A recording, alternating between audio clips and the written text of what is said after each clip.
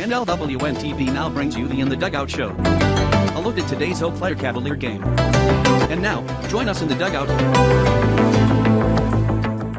Welcome back to the NLWN-TV studios and today's second edition of In the Dugout. Rick Olson here, and we're getting ready to bring you all the action of today's Wisconsin Baseball Association State Tournament pool play as the Eau Claire Cavaliers take on the River Falls Fighting Fish from the Bowl in Viroqua, Wisconsin for the right to travel to Onalaska for the state semifinals and finals tomorrow. Now, coming up in this edition of In the Dugout, we'll take a look at today's matchup between the Cavaliers and the Fighting Fish. Then we'll have an opportunity to bring you a feature that we were supposed to bring you between the games of one of the Westmont doubleheader games that was canceled. And it's called Eau Claire Then and Now. Following that, we'll review the setup of the WBA state tournament and see how the Cavaliers fit in. Also, we'll take a moment to get to know one of this season's Cavalier players in Cavalier Profile. Finally, we'll bring you all the play-by-play action of today's second game from the Bowl in Viroqua. So, it's time to get ready for some baseball action, and we'll do just that. Coming up right after this brief timeout, you're tuned to In the Dugout on the Northern Light Webcasting Network and NLWN-TV.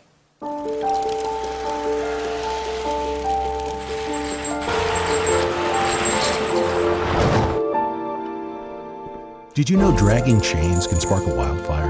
Only you can prevent wildfires. Welcome back to today's episode 2 of In the Dugout. In a few minutes, the Eau Claire Cavaliers will face off against the River Falls Fighting Fish in the Wisconsin Baseball Association State Tournament pool play from the Bowl in Viroqua. Now, the Cavaliers played earlier today against the Brill Millers, where they came out the winners, setting up tonight's game with the Fighting Fish, where a victory could propel the Cavaliers to the state semifinals in Onalaska tomorrow.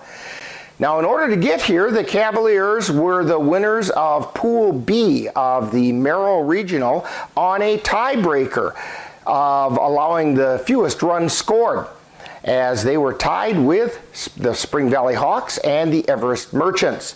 Today, the Cavaliers will face the River Falls Fighting Fish, who captured the title of the St. Croix Valley Baseball League.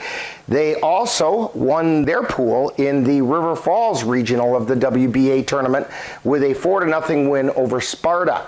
In that game, Jake Lindsay tossed a complete game shutout, and Spencer Diedrich's home run tied the Fighting Fish single season record of 10 home runs. Also, the leading contributors for the Fighting Fish include Brian Gabriel at the plate and Western Lombard, along with Charlie Griffin on the mound. Leading the way at the plate for the Cavaliers is still Cooper Kapanke, who's hitting at a .432 pace. He's followed by Josh Garcia, who is at .349, and Gabe O'Brien at .348, while Ethan Kelberg is swinging for a .345 average. Connor O'Reilly is at .333, and Caden Erickson at .310 rounds out the Cavaliers hitting over .300. Leading the way on the mound for the Cavs, among those pitchers with at least 14 innings pitched, is Lucas Costley. Costley has a 3-4 record and a save with a 1.58 ERA. He has a whip of 1.29 and an opponent's batting average of only 189. He's followed by Jackson Vance, who comes in with a 3-0 record and a 2.74 ERA, along with a whip of 1.35. Austin Getch leads the team in wins with his 7-0 record and a save with a 2.81 earned run average and a whip of 1.37, as well as Ethan Kelberg with a record of 2-5 and a 3.91 ERA and a whip of 1.35. Now, coming up next, we'll have the opportunity to bring you a feature that we were unable to bring you when the Westmont doubleheaders were canceled. This is a feature in cooperation with the Chippewa Valley Museum, helping to celebrate Eau Claire's sesquicentennial. You're tuned to In the Dugout on the Northern Light Webcasting Network and NLWN-TV. Stem is precise, no margin for error. Dare to forget that. Dare to have fun with it. Get weird with it. Dare to load their minds. Dare to explore. Dare to STEM. Learn more at She Can STEM. The Northern Light Webcasting Network and NLWN-TV, along with the Chippewa Valley Museum, would like to take the next few minutes to help celebrate the 150th anniversary of the city of Eau Claire. So now today's episode in celebrating Eau Claire's sesquicentennial. Today, through the courtesy of the Chippewa Valley Museum, we're going to take a peek at the exhibit titled Then and Now, with a look at Eau Claire's sites in the past compared with the same locations today. The swivel bridge over the Chippewa River from 1870. And the Grand Avenue footbridge as it looks today. The 400 block of Water Street from 1875. And the same block today.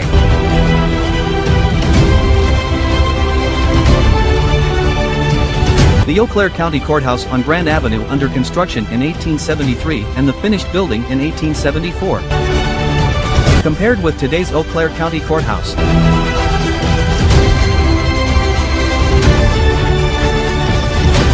Looking east along the Eau Claire River in 1895. The Eau Claire River, today.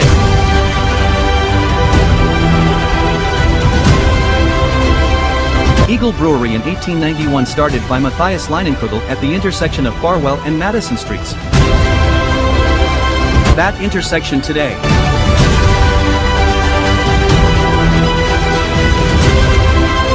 The Chippewa River High Bridge from 1895. The same bridge today, now used as a bike and footbridge.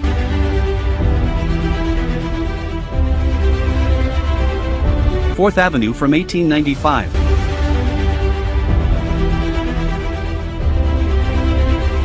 The same view today.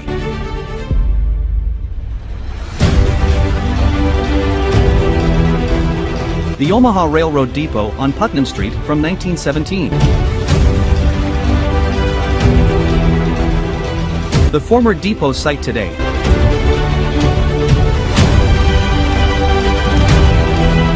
The Lang Canning Company on the west bank of the Chippewa River. The same location now houses the Eau Claire Brewing Project. Eau Claire Clubhouse on the corner of Grand Avenue and Farwell Street around 1920. Now the site of Associated Bank.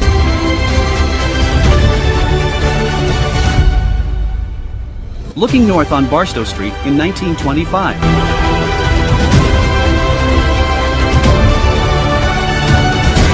Barstow Street today.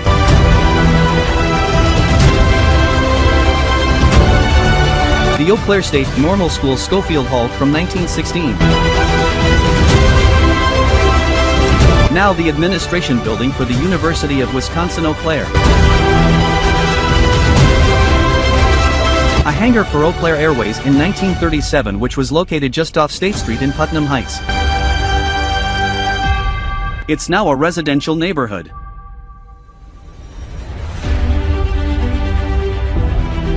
Eau Claire Public Library, City Hall, and YMCA from 1950. The City Hall has taken over the library building to make a larger City Hall. Hotel Motel Edwards on Galloway Street in 1965.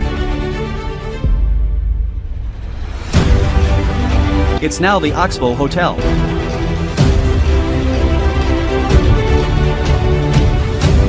The Rocket Slide at Carson Park from the 1990s. The Carson Park Playground now.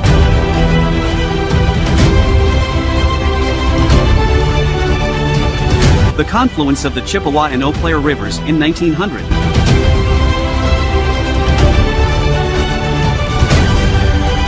The confluence today.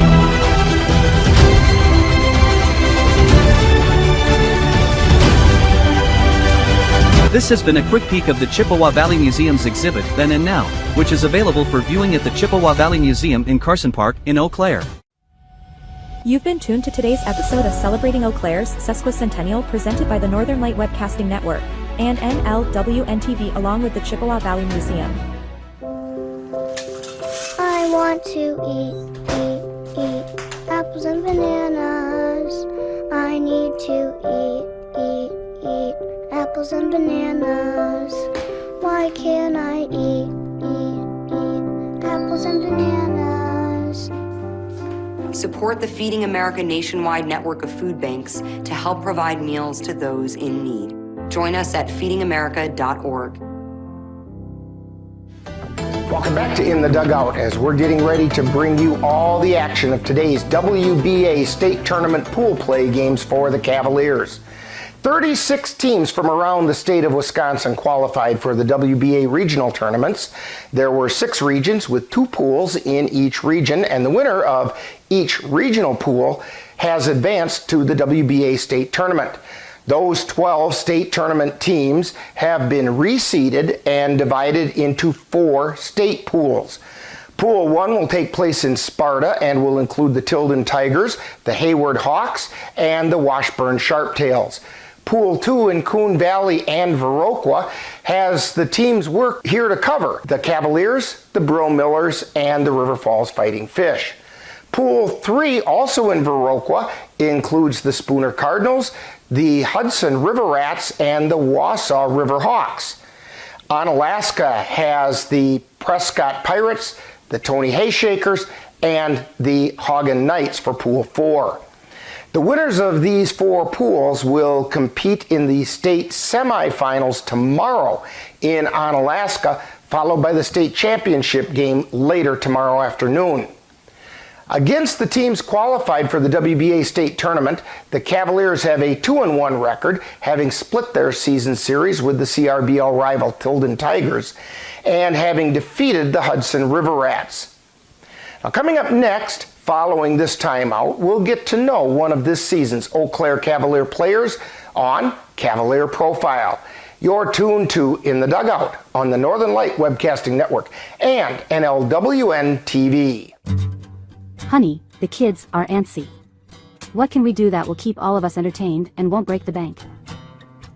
How about we take them to the Cavaliers game? Tickets are inexpensive, there's popcorn, hot dogs, and other baseball treats, and great baseball action. That's right, Eau Claire Cavalier Baseball, your best choice for affordable family entertainment. Check out the schedule at www.eauclaircavaliers.org.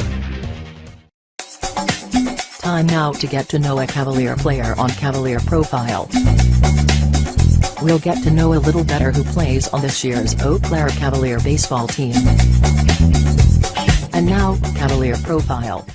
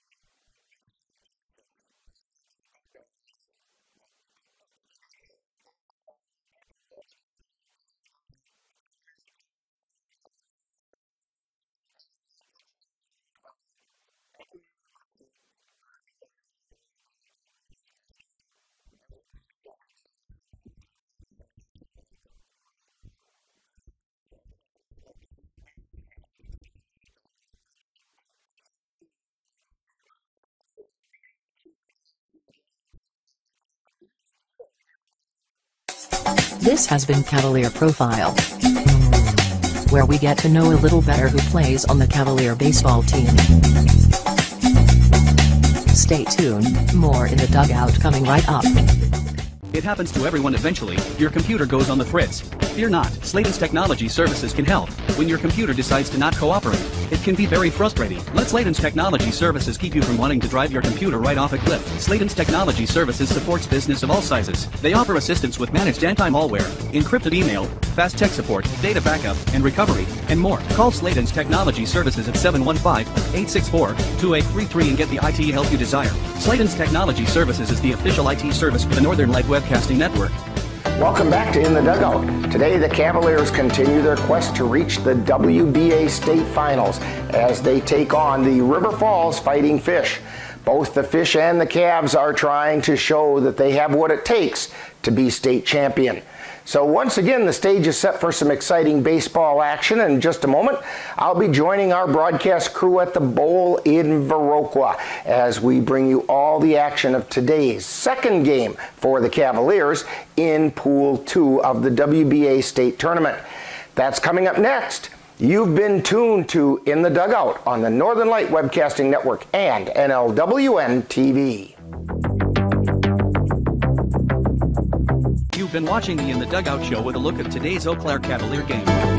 This has been a presentation of NLWN-TV. Stay tuned. Coming up next is live Eau Claire Cavalier baseball. Being prepared is a part of who you are, but it's especially important in the case of a disaster. Be informed about possible emergencies in your area. Make a plan that covers where you go in an emergency. Build a kit with the things you need to survive. There's no one more capable of planning for your situation than you. Start your plan today. Go to ready.gov/myplan. Eau Claire Cavalier baseball is on the air. The Northern Light Webcasting Network and NLWN-TV proudly brings you today's Eau Claire Cavalier game. Join us as we follow the Cavs while they battle their way through the Chippewa River Baseball League. Long fly ball by Pogo, and it's out of here! A 3-run shot by Anthony Pogozinski. And now, out to the ballpark for coverage of today's game.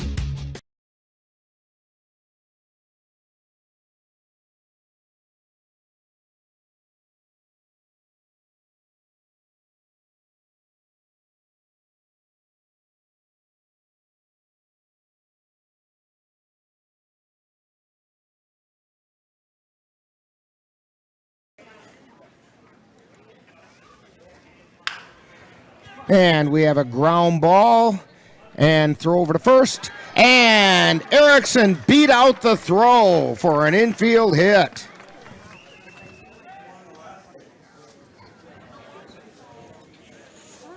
That's going to bring up Cooper Kapanke with one down and a runner on first. First baseman, number 7, Cooper Kapanke. So I'd like to apologize to those of you who are watching and all of a sudden everything quit and now we've got it back. Here's the pitch. Line shot to short. Picks up the ball. He can't make the play and we're safe at second. That's going to be an error on the shortstop.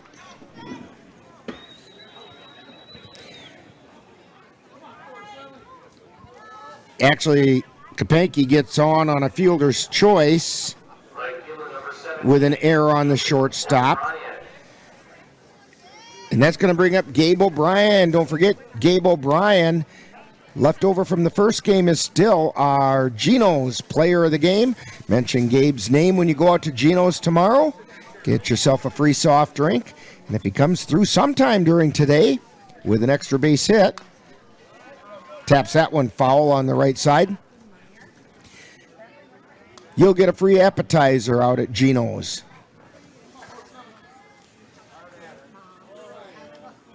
One ball, one strike to Gabe O'Brien. And the pitch. Ground ball again to short. This time he scoops and tosses to second. Throw over to first in time for a 6-4-3 double play. So for the Cavaliers, no runs on one hit. There were no errors, and 2 were left on base. Oh, no, check that. Only 1 left on base. So we've played a half inning.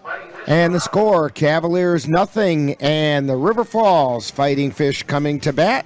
You're tuned to Cavalier Baseball on the Northern Light Webcasting Network and NLWN-TV. I love the pizza we get when we go to Gino's Pizza. That's because Gino's has been voted best pizza in the Chippewa Valley 5 years in a row. I think it's because Gino's uses the freshest ingredients, premium quality meats, cheeses, savory spices, and zesty toppings, and all served with attention to detail. Now you're making me hungry. Let's head to Gino's Pizza. Scott and the rest of the folks at Gino's Pizza would like to invite you to come out and try the area's best pizza. Call about Monday through Wednesday dine-in specials at 715-835-2000. That's Gino's Pizza at 5110 Fairview Drive, Eau Claire, right next to Chaos Water Park.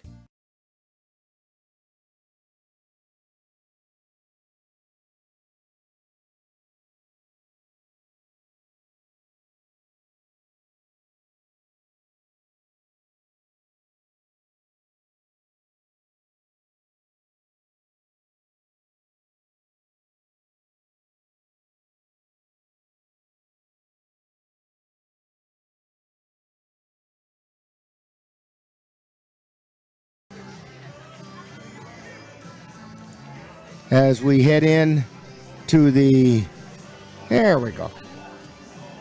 We head into the bottom of the first inning. Cavaliers got nothing across. We had, just as the game started, we had some technical issues and tried to shut things down, and Cavaliers got nothing across in the first inning. They did have a hit by Caden Erickson, an infield hit. And now it's the River Falls Fighting Fish. Brian Geibel is the leadoff hitter. I'm not sure if I'm saying that name right, but and that looks like it's working. So, and the second pitch is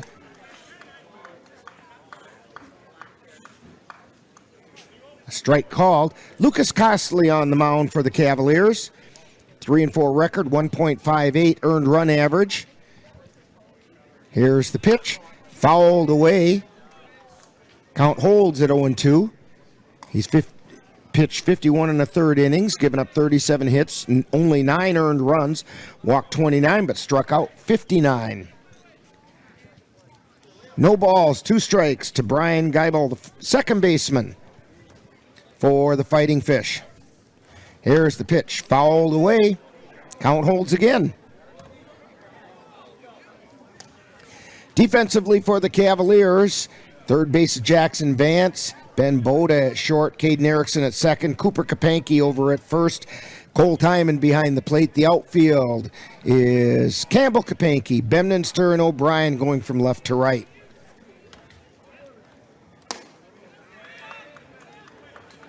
That pitch just missed. 1 ball, 2 strikes. Costley at the belt. And the pitch. Fly ball out into left field. Campbell Kapanke ranges over, makes the catch for out number 1.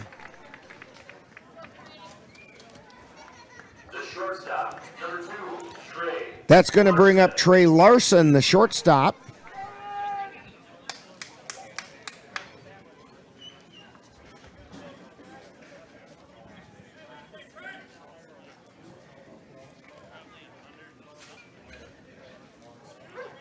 Larson steps in. Costley at the belt, and the pitch. Missed just low.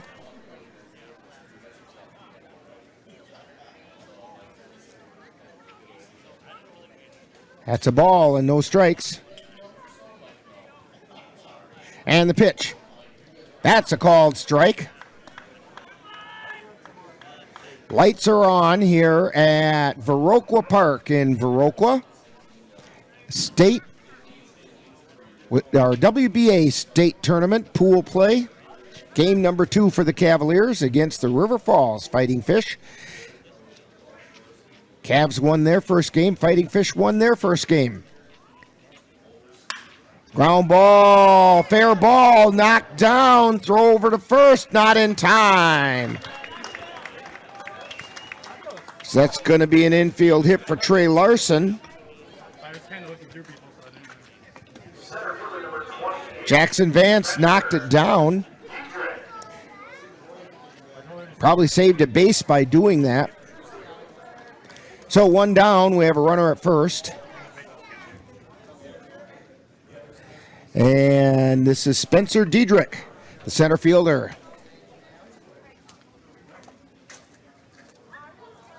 Costley peeks at first and delivers. And that's a called strike.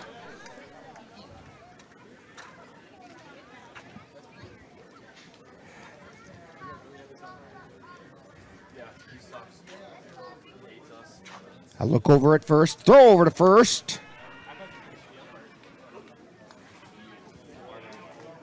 And Larson back in.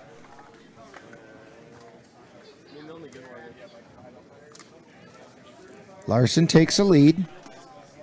And the pitch. That's inside. It got him. They're saying it got Diedrich on the sleeve.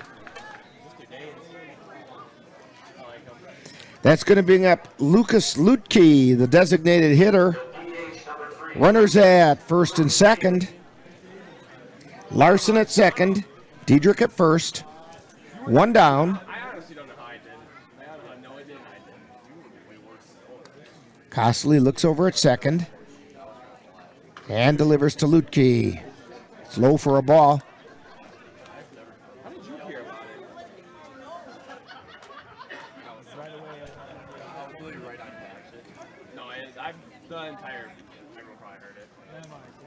Costley looking at second.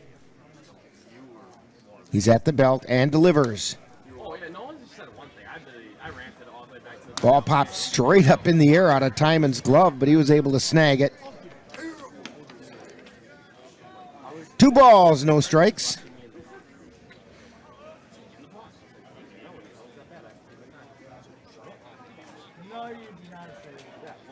Costley delivers. That's a called strike on the inside corner. 2 balls, 1 strike.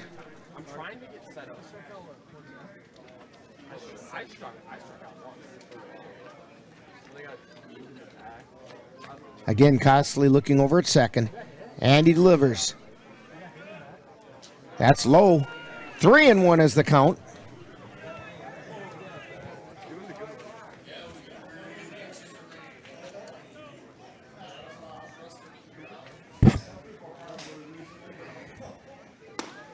And there's a called strike right down the middle. Count goes full. Lucas Lutke at the plate.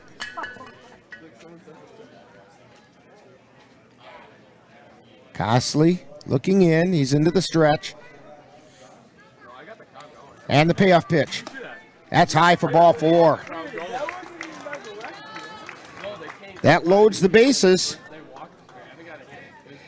And brings up Ty Denzer, right fielder for the River Falls Fighting Fish.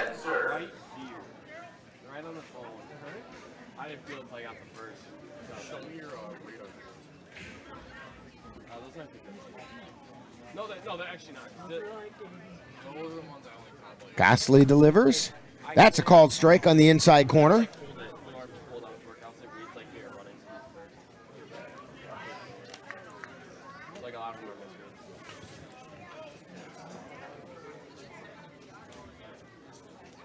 Costley delivers. That one misses low and inside.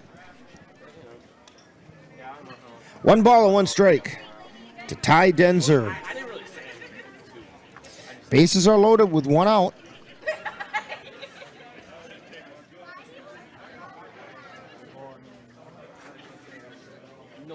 Costley at the belt. The 1-1 pitch. Fouled away on the left side.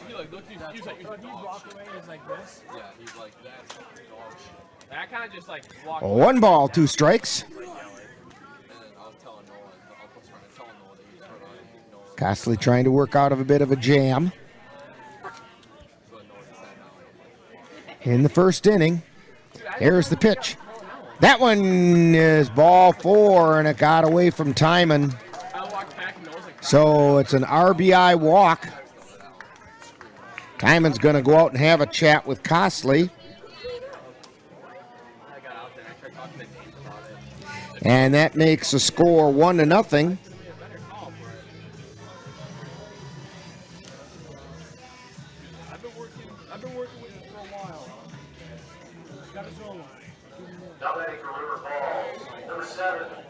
For the River Falls Fighting Fish, 1-0. And they're talking about, they took a little chat about the defense they're going to play here. Stepping up for the Riverfish, Andy Metcalf, the catcher. Here's the pitch. That one's right down the middle for a strike.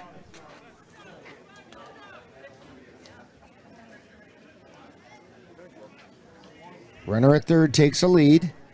And the pitch. And it's a foul ball.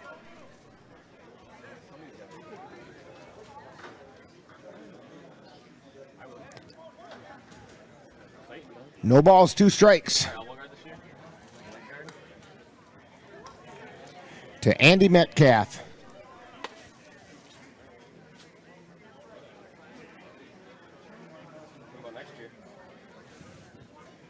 Costley at the belt. And the pitch. Fly ball out into left field, falls in for a base hit. 1 run is in. Here comes another run around the corner. Throw into third base, and it's not in time to get anybody there. And Metcalf checks in with a double. 2 RBI double for Andy Metcalf.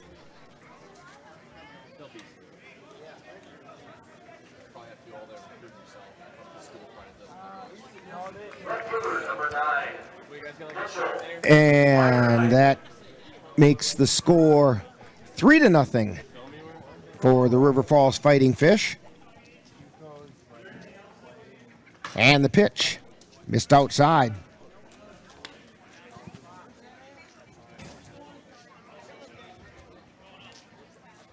And some activity heading down toward the bullpen for the Cavaliers. Here's the pitch. Called strike on the outside corner. Austin Getch going down there to warm up. And the pitch. That just missed high. 1 ball, 1 strike.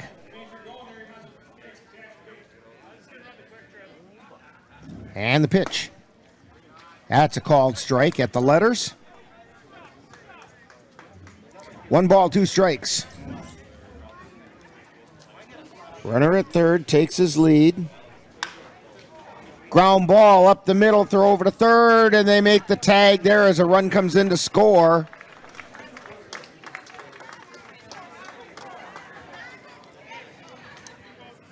So Fireisen is on a fielder's choice.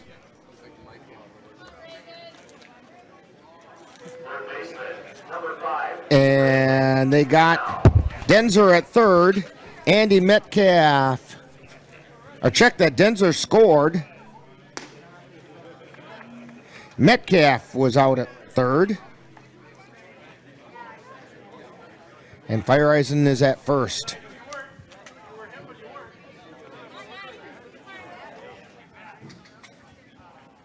Here's the pitch. Ground ball. Scooped up by Boda. Throw to first, and they got him.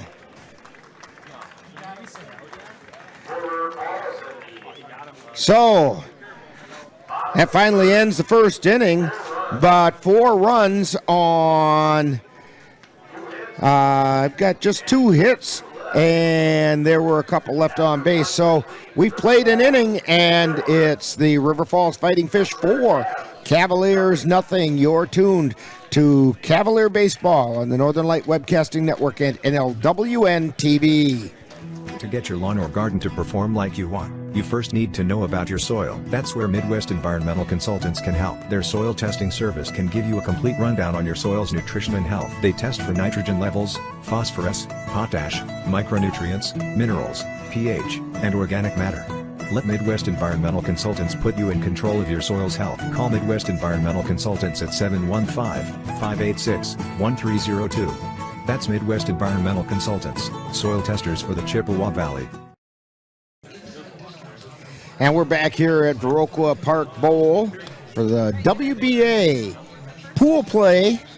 Game number 2 for the Cavaliers as they're taking off the River Falls Fighting Fish. And they've dug a bit of a hole for themselves as the Cavaliers trail 4-0. Other action in the WBA pool play. Tilden has punched their ticket to tomorrow's semifinals by defeating Washburn 12-3. That was after they beat Hayward 7-1. And Spooner has done the same, punched their ticket over, and they defeated both Wausau Riverhawks 13-1 and the Hudson River Rats 8-2. In fact, Spooner will be taking on the winner of this game tomorrow at 1 o'clock. The games we haven't heard anything about are the games involving the Tony Hayshakers. Here's the first pitch. Fly ball out to right field by Timon. Coming in under it is Denzer, and he makes the catch. And that's going to bring up the designated hitter, Connor O'Reilly. O'Reilly did not play in today's first game.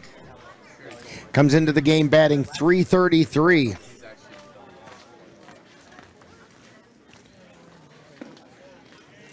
And that's a called strike. So the Tony Hayshakers have to play Prescott and Hagen. We haven't heard about either of those scores. There's a pitch for a called strike. Prescott defeated Hagen 6-5. So we're waiting to find out those other two scores. That pitch is outside. 1 ball, 2 strikes. To Connor O'Reilly.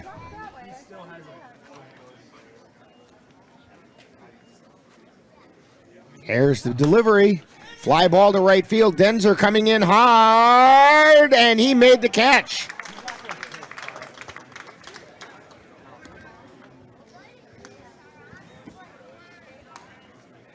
That'll bring up Campbell Kapanke. Campbell's batting average has dipped down to .257 after going 0 for 3 in the first game.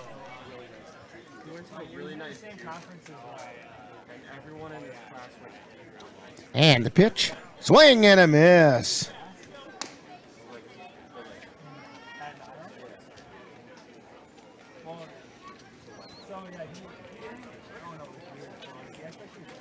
And the next pitch to Campbell is low for a ball.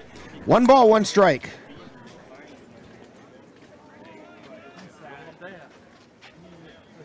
Two down. And the 1-1 pitch. That's called strike on the outside corner.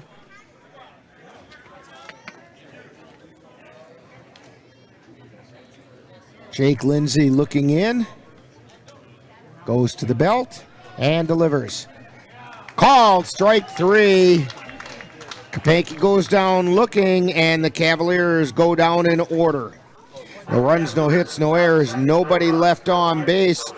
We have played an inning and a half, and it's River Falls 4 and the Cavaliers nothing. You're tuned to Cavalier Baseball on the Northern Light Webcasting Network and NLWN-TV. When you have that craving for a home-cooked meal the way Mom used to make it, rest assured, you can still get that meal by going to Mom's Restaurant and Pub in Colfax.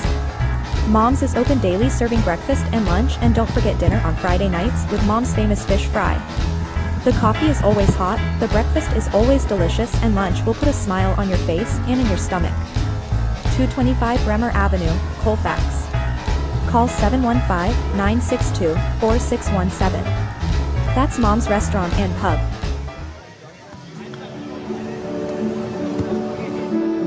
I don't remember how it started. Go to that. Our back and forth. It always came back. Dad! You probably don't remember what you told me, That was perfect. but I heard every word.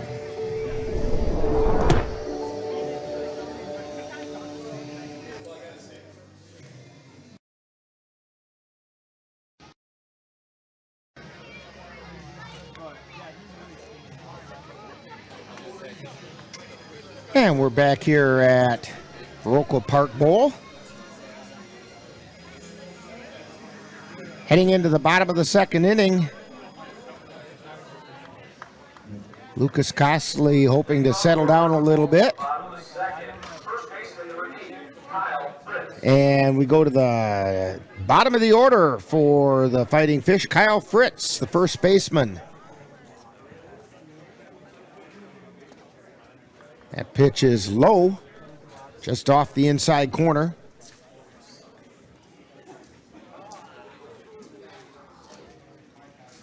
On deck, Brian Geibel, and then Trey Larson.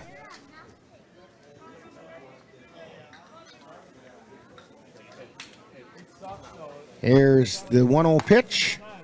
That's high for a ball. 2 balls, no strikes.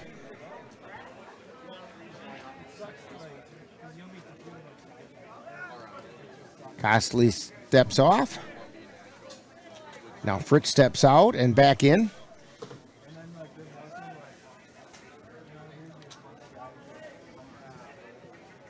And the pitch. That's high for ball 3.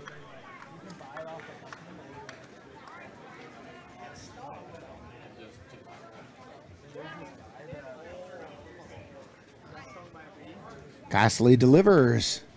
And that's a called strike over the outside corner.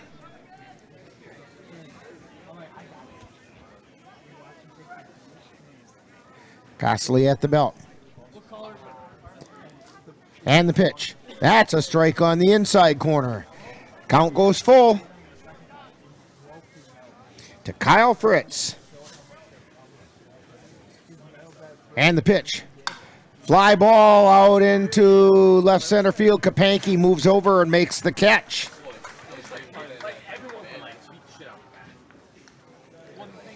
So 1 down.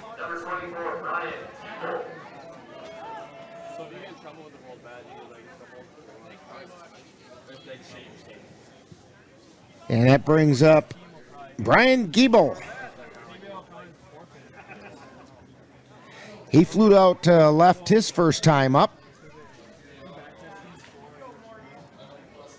Costley delivers. Fly ball out into center field. Way back. And it's gone. That's off the hill beyond the center field fence.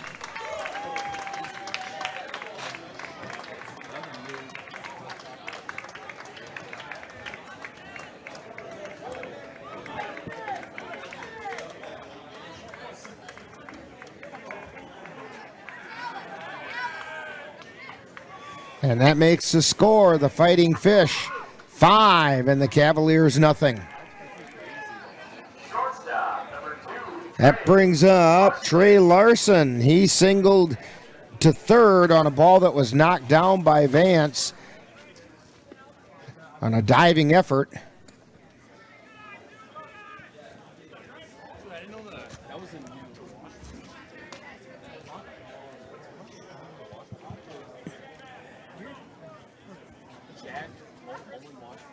One and 0 is the count to Trey Larson, and the pitch.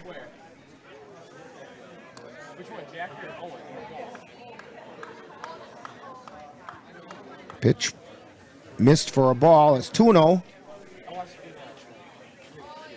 And the 2-0 pitch. That's a called strike at the letters. Larson can't believe it. 2 balls and a strike.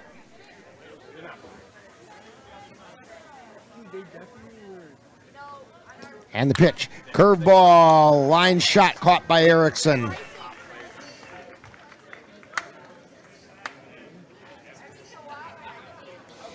And that'll bring up Spencer Diedrich. He was hit by the pitch his last time up. With 2 down. Nobody on. Here's the pitch. That's a called strike. Diedrich has tied the Fighting Fish career lead for home runs. Here's the pitch. That one's low and went right through the 5-hole.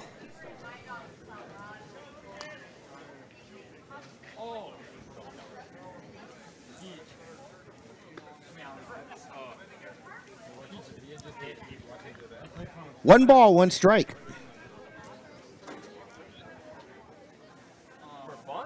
And the pitch. Swing and a miss. Strike 2.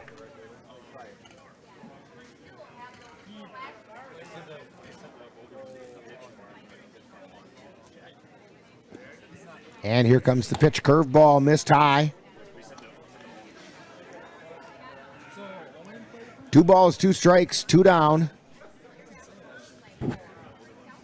To Spencer Diedrich. And a line shot foul down the third base line.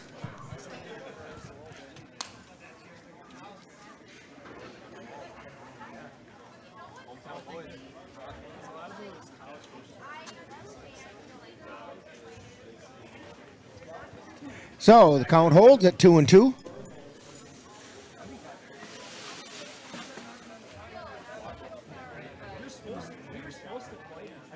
Costley delivers. Missed outside, but Diedrich almost chased it. Count goes full.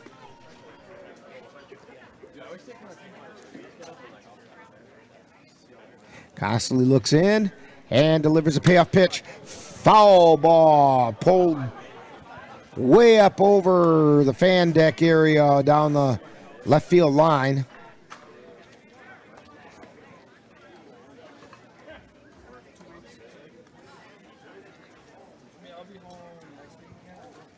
And the pitch.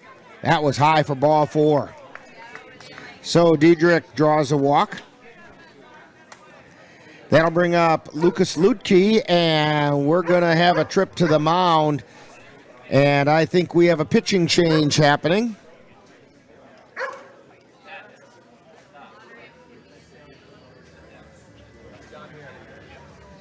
Looks like Austin Getch is ready. They're having a talk out at the mound. And they're going to leave Costley in there.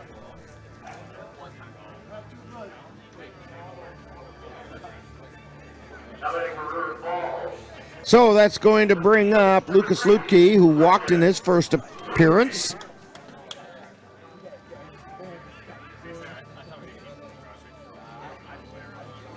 Two down. Spencer Diedrich on first.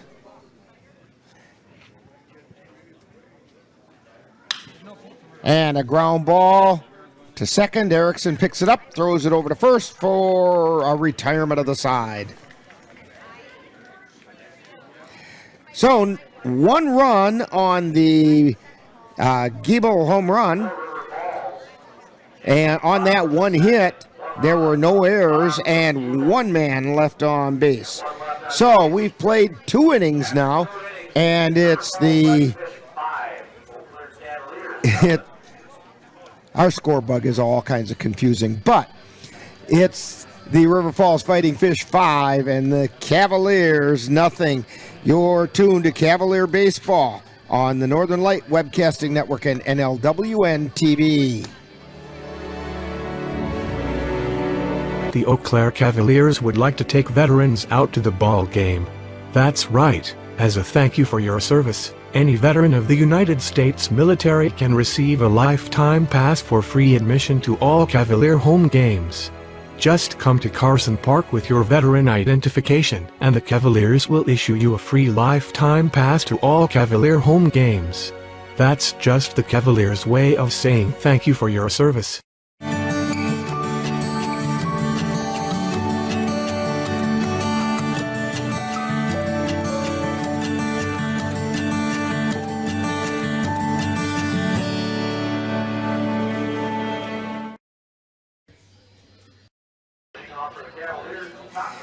And we head into the top of the third inning. Cavaliers have got to get some runners on base and score some runs.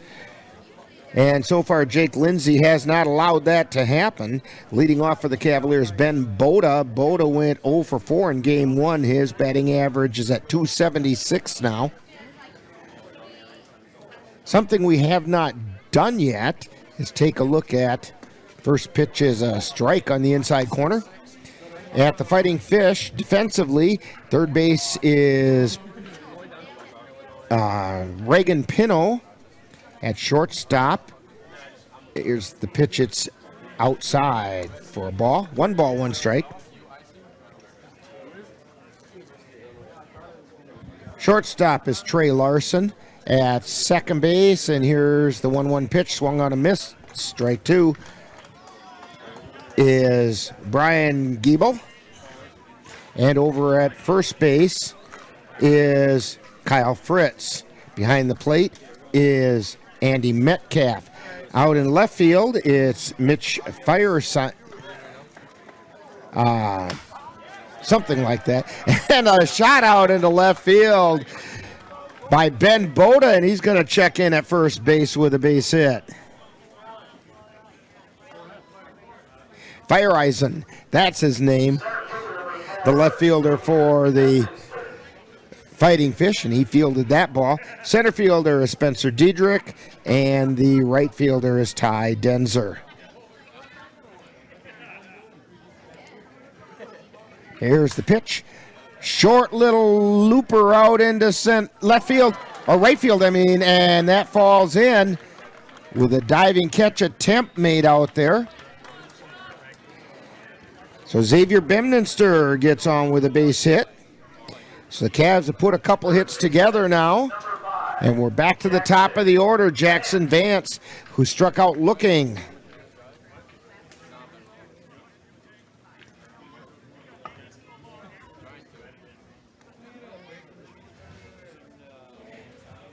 Swing and a miss on a pitch that was outside.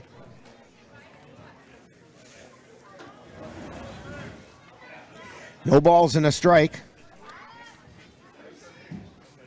Lindsay delivers. Chopped down the third base line. That's going to be foul.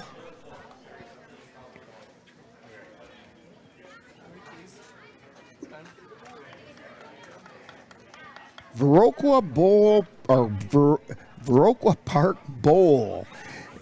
Interesting little ballpark here. It's 325 down the left field line, 320 down the right field line, 350 to straightaway center field.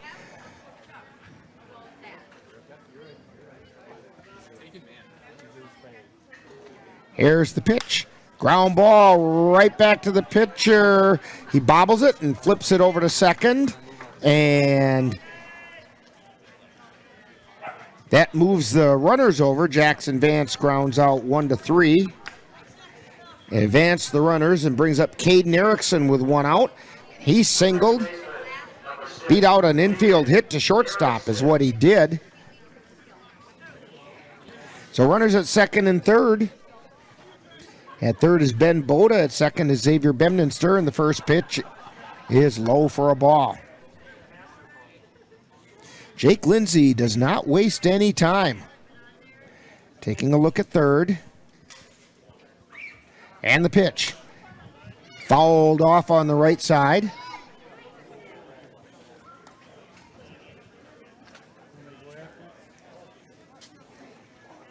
We're in the top of the third inning.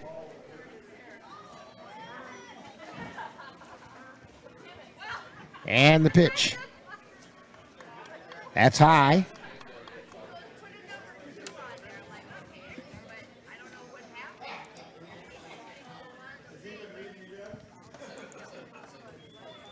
And the pitch.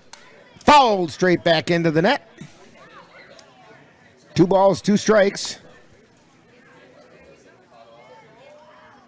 That was on a trajectory that had that net not been there, we could have had trouble here.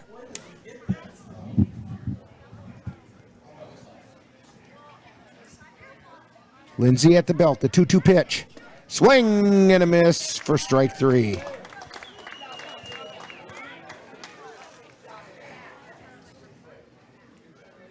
That's going to bring up Cooper Kapanke, and we're going to have a little bit of a chat at the mound.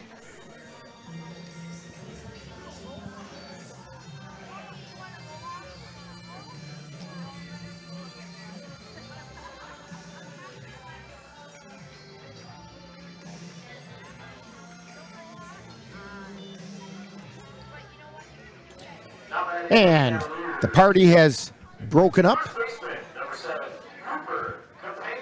So Kapanke, his batting average has gone up to .442 coming into the game after going 3 for 5 in the first game.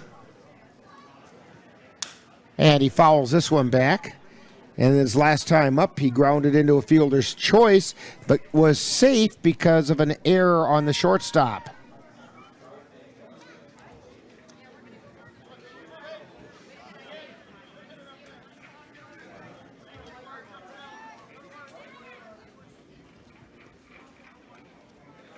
And the pitch. That one misses.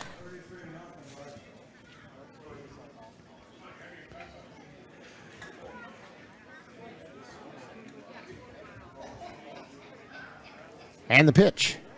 That's outside. 2 balls and a strike.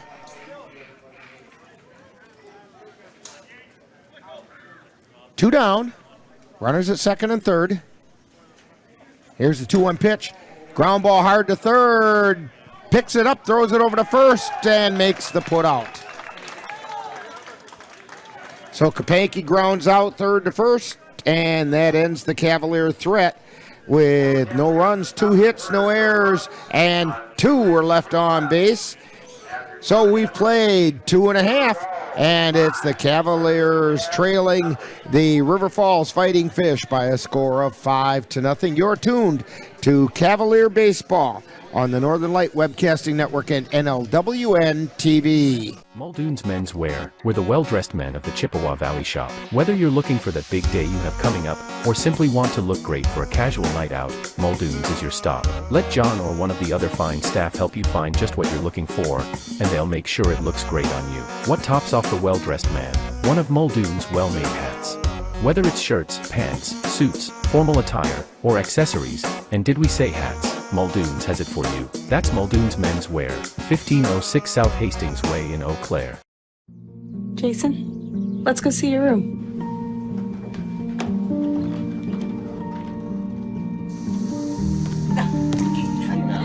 New rump on the bump for the Cavaliers. Austin Getch out there now.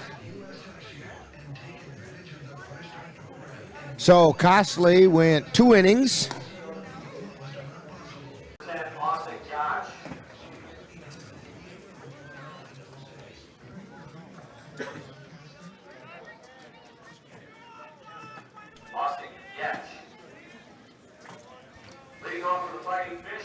Ty Denzer is the leadoff hitter for the Fighting Fish.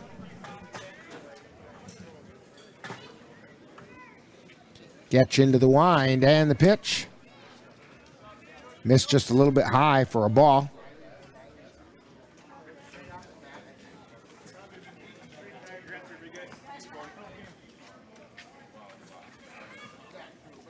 And the pitch. Line shot. Knocked down by Erickson, picks it up, throws to first in time. Denzer had some pretty good speed, but Erickson stuck with it and made the put out.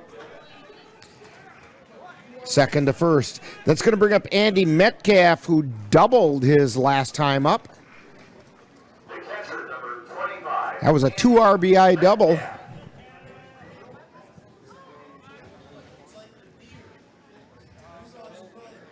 Here's the pitch. And that's a called strike on the outside corner.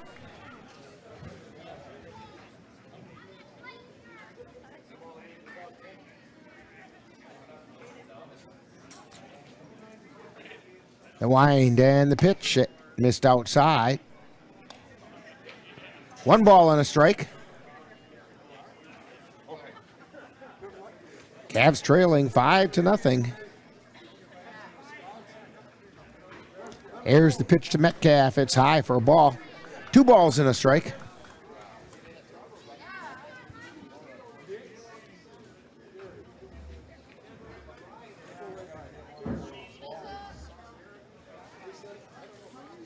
One out. And here's the pitch. Fouled straight back into the screen.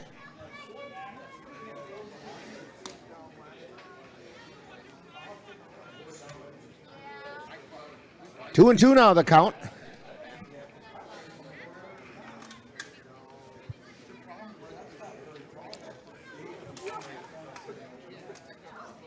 And the pitch. Fouled off on the right side, out of play. Heading into the parking area, and nice stop by a gentleman over there to protect his pickup truck, because that was going to put a nice dent in the side of that truck. He got his body in the way.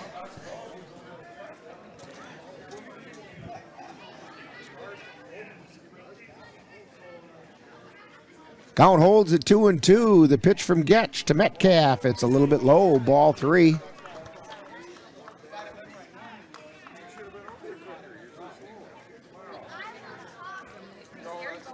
Three balls, 2 strikes, 1 out. Getch toes the rubber. Winds and delivers. And that's low for ball 4. Metcalf draws a walk. That's going to bring up Mitch Feiereisen. Grounded into a fielder's choice last time up. Left fielder, number 9, Mitchell Feiereisen.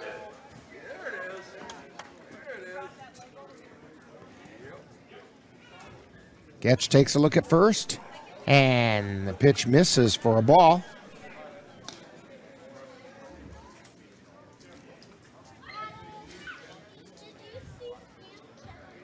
Austin Getch on the mound. Metcalf takes a lead. And the pitch, called strike, right down the middle of the plate.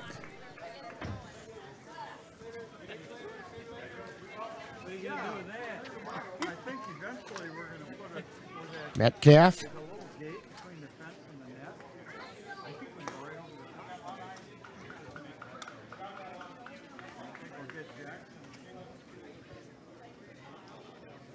Takes his lead, and the count is 2-1. Metcalf again with the lead, and the pitch popped up in the infield. Erickson would have called off by Kapanke, who makes the catch.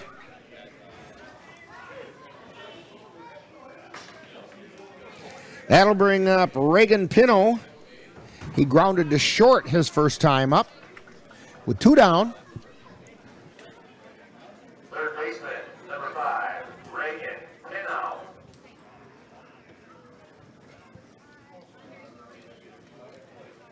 And the runner takes off, throw it down to second, and they're not going to get it there in time. So Metcalf steals second.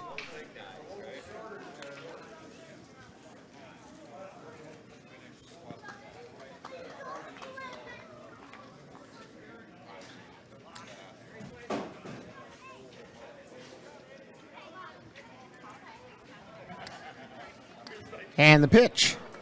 Foul back into the net.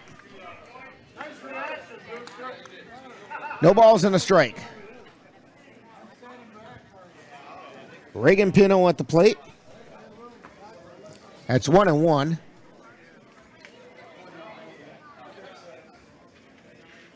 Metcalf at second. And that pitch missed.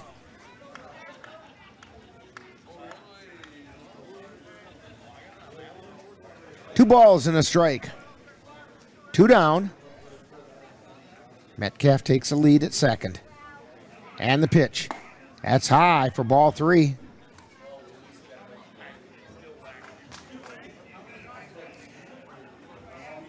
Austin Getch, the tall right-hander for the Cavaliers.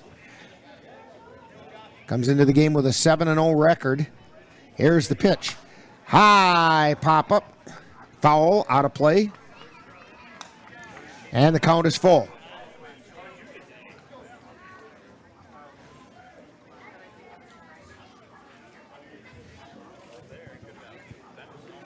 Three balls and 2 strikes to Reagan Pinot. Grounded to short last time up. Getch looks in for the sign. Delivers high for a ball.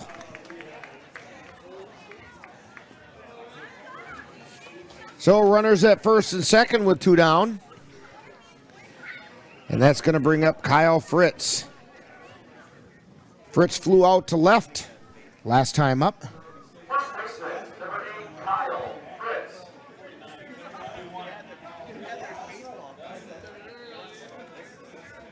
Getch delivers, and that's a called strike.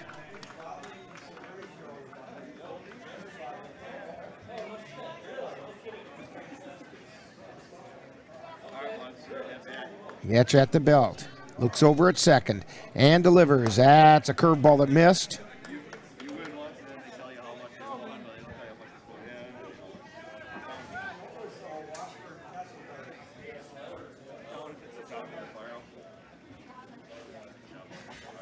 And the pitch.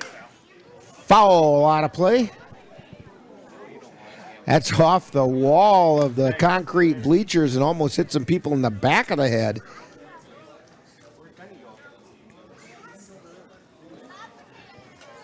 This ballpark's an interesting place. Nice press box area behind home plate. Pitch is high. 2 balls, 2 strikes. There's a set of aluminum bleachers that kind of goes down each baseline between the press box and the dugouts. And then there's a big concrete bleacher section down the third baseline. That missed outside, so the count is full. Traveling time for the runners on base. And at the top of that concrete bleachers is a fan deck area.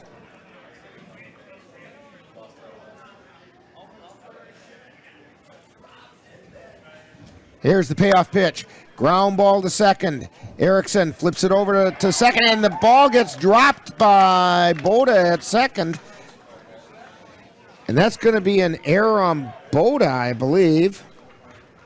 So we get a fielder's choice for Fritz, but an error on Boda allows all the runners to be safe. Second baseman number 24, Ryan Giebel.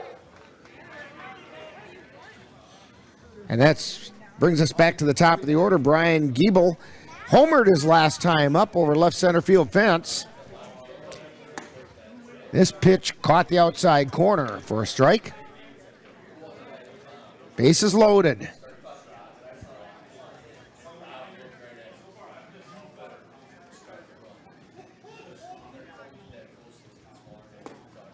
And that pitch missed, blocked by Timon. 1 ball and 1 strike.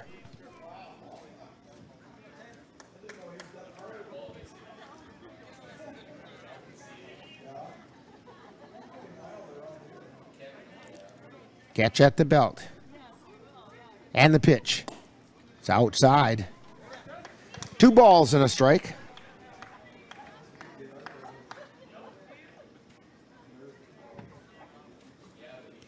Austin Getch looking in for the sign to Brian Giebel.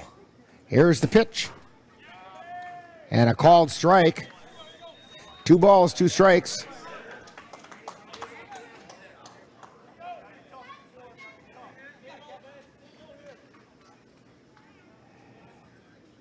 Two balls, 2 strikes, 2 down. And the pitch. Ground ball over to third, picked up by Vance. Throw over to first. And they got him. Kapanke bobbled it, but he got it back into his glove in time for the 5-3 put out. So, no runs, no hits. There was 1 Cavalier error, and 3 were left on base. So we've completed 3 innings. And it's the River Falls Fighting Fish 5 and the Cavaliers nothing. You're tuned to Cavalier Baseball on the Northern Light Webcasting Network and NLWN-TV. Royal Credit Union's low rates and flexible terms on auto loans can help keep your payments low. Get a great rate on your next car or truck purchase, or refinance an existing vehicle with an auto loan from Royal Credit Union. Royal also offers loans for buying or refinancing boats, UTVs, and other vehicles. Royal Credit Union wants to help keep your payments low. Check rates and apply for a Royal Credit Union vehicle loan online at rcu.org/autorate. Subject to credit approval. Shiro doesn't always wear a cape, but she always has time for a hug, a smile, for going the extra mile. My Shiro stretches every dollar, puts in long hours, puts others first. But now it's your time, Mom. When you're ready to retire, we want you to be able to enjoy it. It's time to start saving now. A free 3-minute online chat can give you the personalized tips you need to start boosting your retirement savings today. Visit aceyourretirement.org. And heading into the top of the 4th inning, leading off for the Cavaliers. Well, let's put it this way, folks. This would be a real good time for someone to make it possible for you to get a free appetizer out of Geno's. That's right. It's our Geno's player of the game, Gabe O'Brien. Go out to Geno's tomorrow, mention Gabe's name, you get a free soft drink, and if he comes through with an extra base hit, it turns into a free appetizer to share at your table.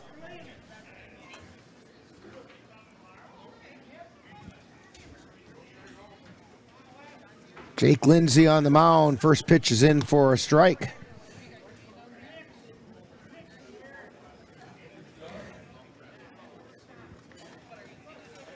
O'Brien grounded into a double play last time up. Sends that one foul. No balls, 2 strikes.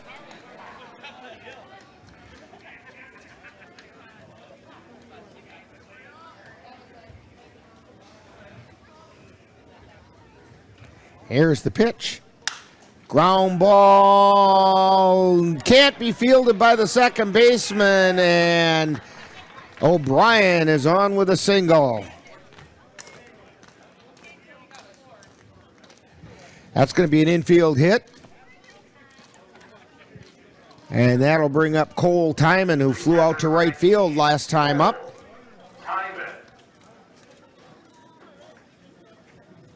Speedy O'Brien over there at first.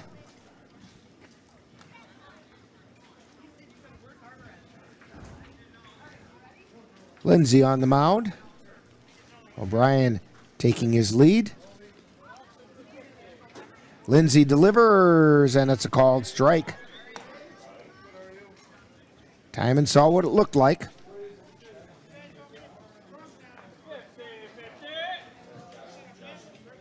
And O'Brien takes his lead, and here comes a pitch. Swung on him, foul back.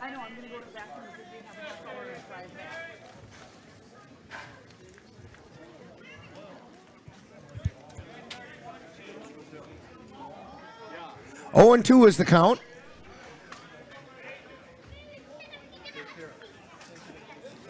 To Cole Timon.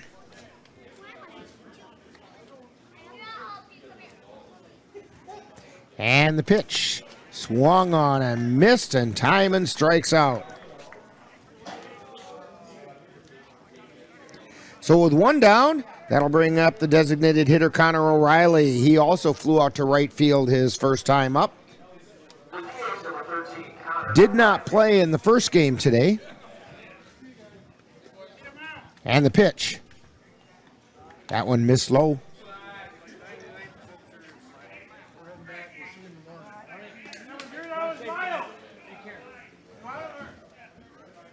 And the pitch. That one's also low. 2 balls. To Connor O'Reilly.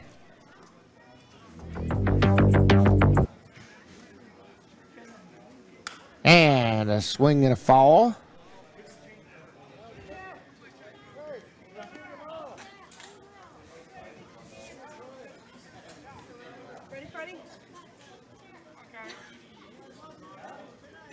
Two balls and a strike. And the pitch to O'Reilly, swung on and missed. Counts even at 2-2.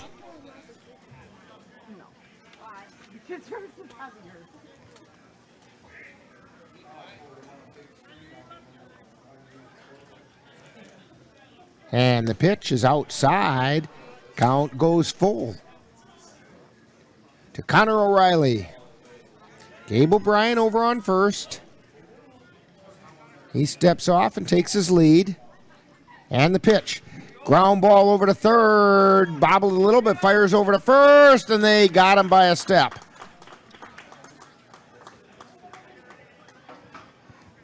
It did move O'Brien over to second. And that's going to bring up Campbell Kapanke. Kapanke struck out looking his first time up today, or in this game. That means he's 0 for 4 on the day. And the pitch fouled back into the screen.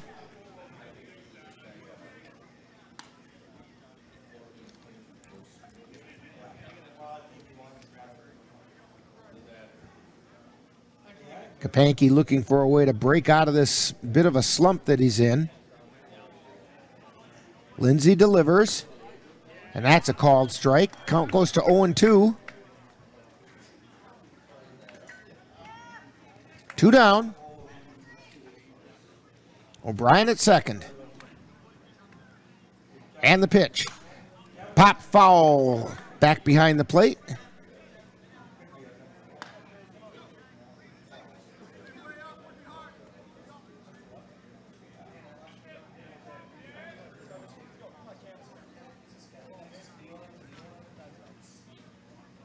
Lindsay looking and delivers. Ground ball over to first, knocked down, and finally picked up and stepping on the bag is Fritz to retire the Cavaliers. So for the Cavaliers, no runs on 1 hit. There were no errors and 1 man left on base. So we've completed 3.5, and it's the Fighting Fish 5 and the Cavaliers nothing. You're tuned to Cavalier Baseball on the Northern Light Webcasting Network and NLWN-TV. Colfax High School football action is coming your way on the Northern Light Webcasting Network and NLWN-TV. Coming up on Friday, August 26th, the Colfax Vikings will host the Olivestrom Cardinals from Colfax High School. Coverage begins at 6:40 p.m. with Viking pregame. That's live Colfax Viking football on Friday, August 26th, on the Northern Light Webcasting Network and NLWN-TV. Meet the scan, a simple procedure whose mission is to detect lung cancer early.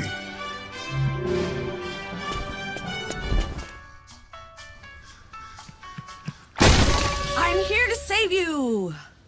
But I feel fine. That's great, but you may still be at high risk for lung cancer. Oh man, that's a new fence. If you smoke, early detection could save your life. Learn more at savedbythescan.org. And we're heading into the bottom half of the 4th inning. And leading off for the Fighting Fish is Trey Larson. He'll be followed by Spencer Diedrich and Lucas Ludke.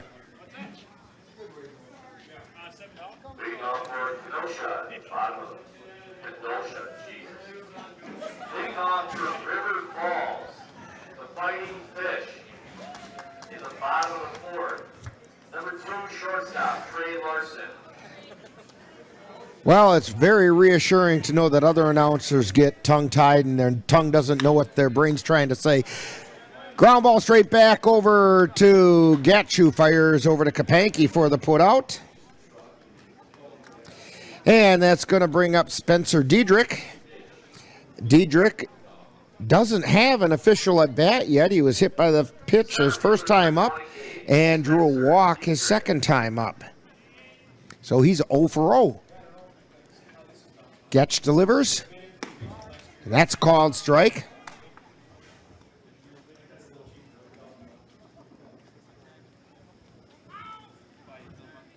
No balls and a strike.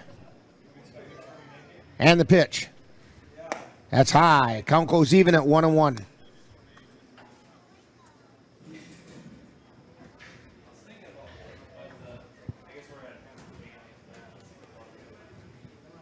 Here's the wind and the 1-1 pitch. A little bit high, ball 2.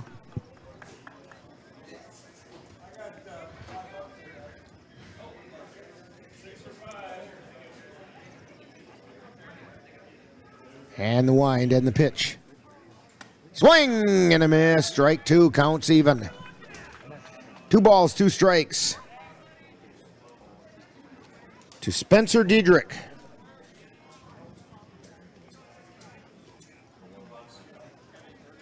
Austin Getch winds and delivers.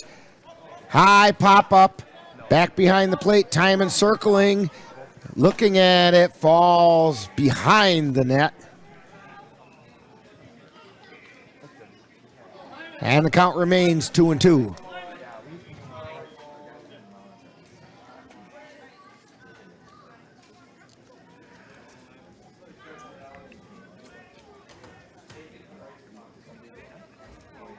Austin Getch looking in, likes the call. Here's the pitch.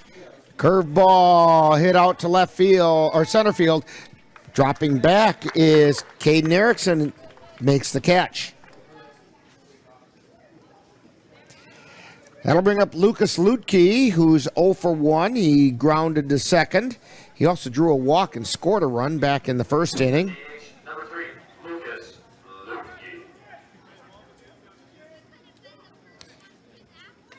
The wind in the pitch is outside for a ball. 1 ball, no strikes with 2 down. We're in the bottom of the 4th inning.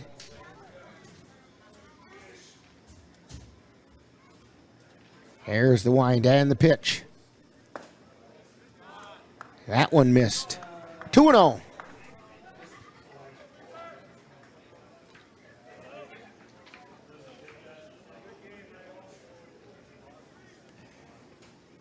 Getch winding and firing. And that's a called strike.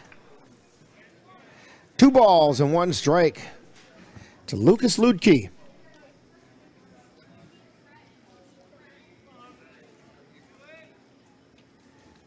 The 2-1 pitch.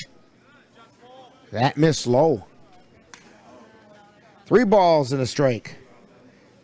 As we said, Lutke grounded to second and walked in his previous appearances. Here's the wind and the pitch. Foul back out of play. Count goes full. 3 balls, 2 strikes.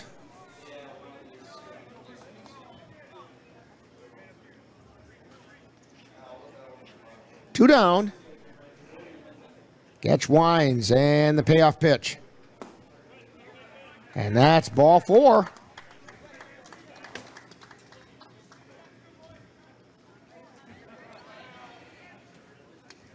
That's going to bring up Ty Denzer. Denzer, very similar to Lutke, grounded to second, but he's also walked. He had an RBI walk and scored a run back in the first inning. That inning where the Fighting Fish put up 4 runs. And the pitch. That missed low. Denzer had a notion, but didn't go.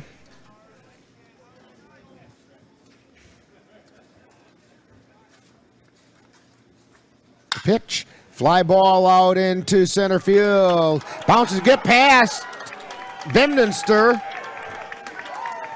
Rounding third and coming in to score for the Fighting Fish is Lutke. And checking in at third is Ty Denzer.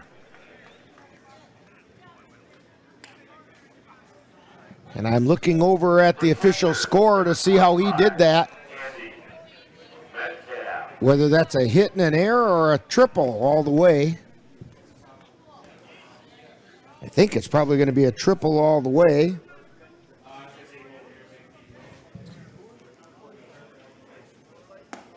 And the first pitch is a called strike to Andy Metcalf.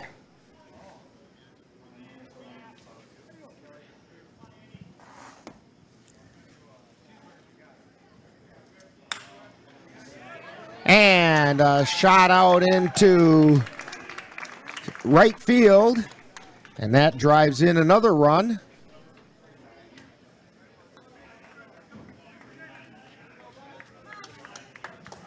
Making the score 7-0. Left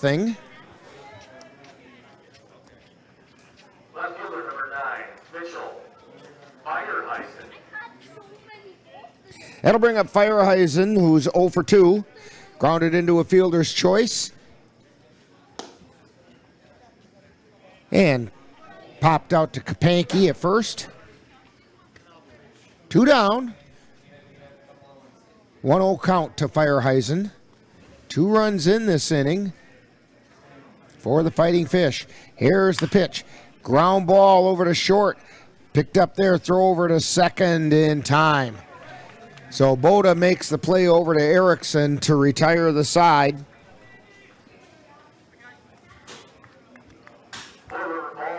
So they pick up 2 runs on 2 hits. There were no Cavalier errors and 1 man left on base. So we've completed 4 innings, and it's the Fighting Fish 7 and the Cavaliers nothing. You're tuned to Cavalier Baseball on the Northern Light Webcasting Network and NLWN-TV. If you've been admiring the freshly groomed look of a baseball field, or the stunning appearance of a golf course, remember you too can have a lawn with the same beauty by simply calling Midwest Environmental Consultants. Their professional lawn care experts can bring your lawn to its full beauty and appearance. Call Midwest Environmental Consultants at 715-586-1302. Let Midwest Environmental Consultants help make your lawn the showplace of the neighborhood. And we're back here in Viroqua getting ready to go into the 5th inning. And I mentioned an inning or so ago that the Cavaliers had dug a bit of hole. Let's try this right. Cavaliers had dug a bit of a hole for themselves. Well, this last inning they got out the shovel and dug it a little deeper, because they're trailing now to the River Falls Fighting Fish by a score of 7-0. Winner of this game goes over to Onalaska tomorrow at 1 o'clock in the WBA semifinals. They will face Spooner. The Spooner Cardinals. Leading off for the Cavaliers in the top of the 5th inning is Ben Boda. Boda singled his last time up. Here's the pitch. He swung for strike 1. He tried to pull back but couldn't. No balls and a strike. Here's the pitch. That's a little bit outside.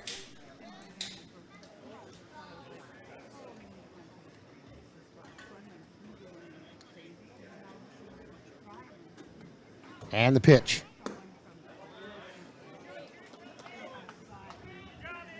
Two balls, 1 strike to Ben Boda.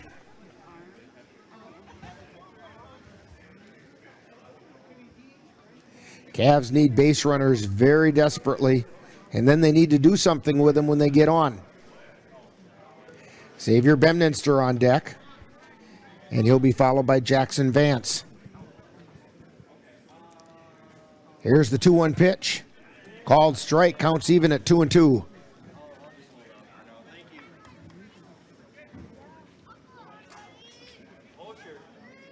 And here's the pitch.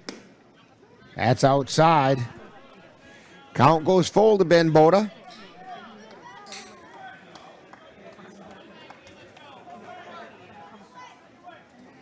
Here's the pitch. Swung and fouled back. Count holds at 3-2.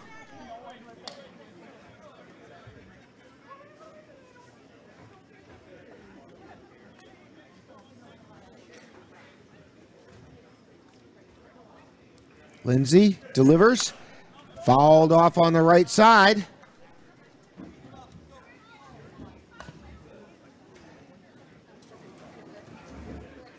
And it's still 3-2. We get to do it all over again. Pitch to Boda. Called. Strike 3.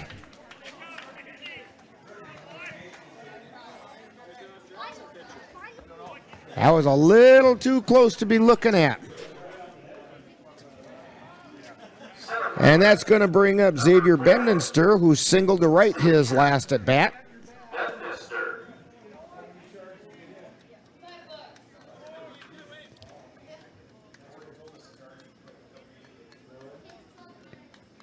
And the first pitch to Xavier is high for a ball. 1 ball, no strikes, 1 out. We're in the 5th inning. And the pitch. 2 balls, no strikes.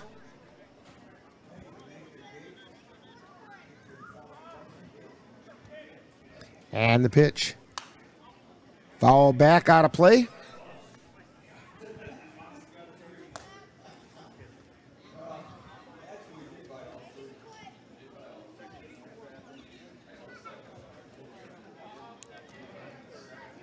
Two balls and 1 strike to Xavier Bedminster, and the pitch. That's a called strike, even the count. This umpire does like that outside corner. And the pitch. That missed inside. Count goes full.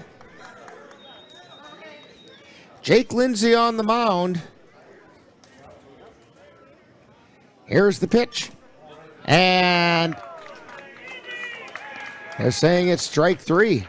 I think Bedminster thought he had ball 4, but no, they're saying, sorry about that, son, it's strike 3. And that's going to take us back to the top of the order. Jackson Vance, he's 0 for 2. Struck out looking and grounded back to the pitcher. The first pitch is a called strike on the outer third of the plate.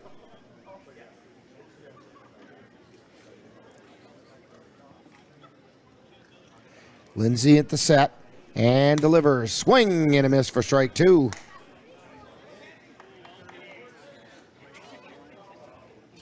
Caden Erickson on deck, hoping to get a chance. Here's the 0-2 pitch. Fouled off on the right side.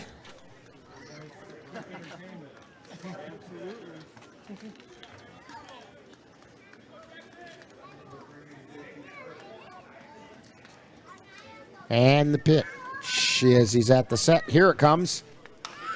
And another pop foul.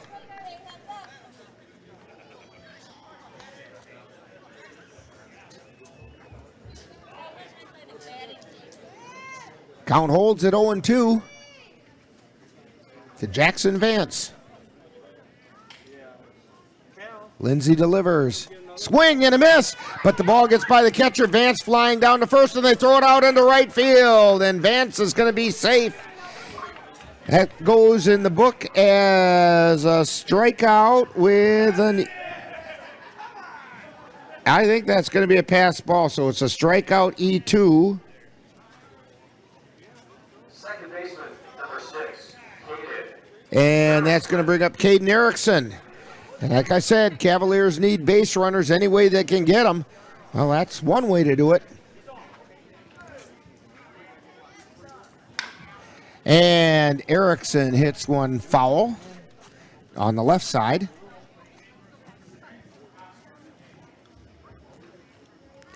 Vance heading back over to first.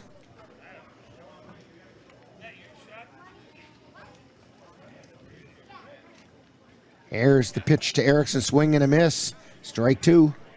No balls, 2 strikes, 2 down.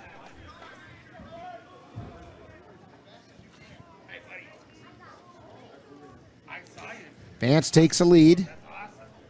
And the pitch. High pop up in the infield. Moving over is Fritz, and he makes the catch.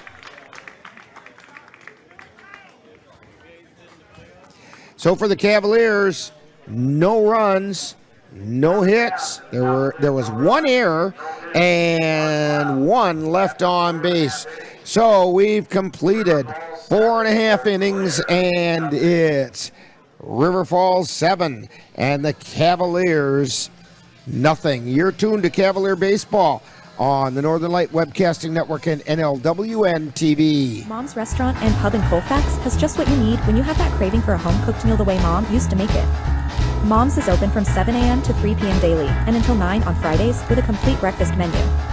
Lunch includes sandwiches, salads, wraps, and burgers, along with Mom's comfort food favorites, and don't forget dinner on Fridays with Mom's famous fish fry. The coffee always hot, the breakfast always delicious, and lunch puts a smile on your face. 225 Bremer Avenue, Colfax. Call 715-962-4617. That's Mom's Restaurant and Pub in Colfax. Last week, Brandon met a girl on a dating app. One day after work, he finally found the courage to ask her out. No answer. He started to panic. Was he being too pushy? Maybe it was too... Hey, sorry I didn't respond. I was driving. I would love to go on a date. How does tonight sound? Brandon tried to play it cool, but inside he knew. A girl so smart, so responsible. She must be a keeper.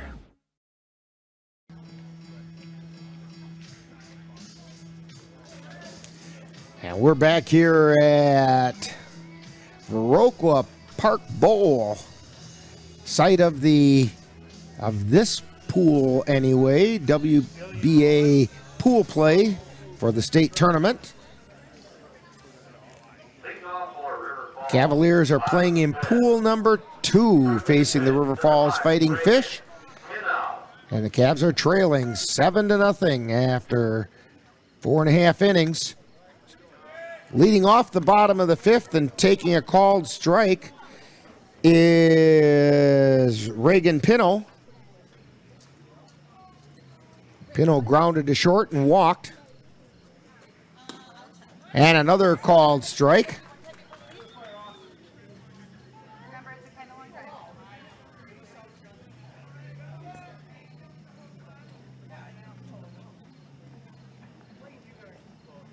Here's the wind and the pitch from Getch. Curveball misses high.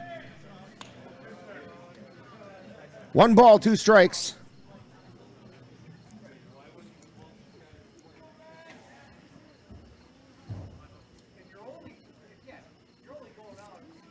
Here's the 1-2 pitch. Outside, ball 2. Counts even.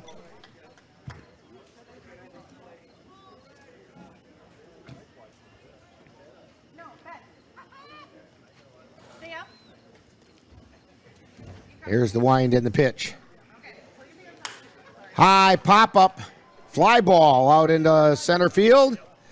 Moving over is Bemdenster, and he makes the catch. That'll bring up Kyle Fritz. Fritz is 0 for 2. He flew out and grounded into a fielder's choice. However, on that fielder's choice, everyone was safe because of an error on Ben Boda. Here's the pitch. It's high and away.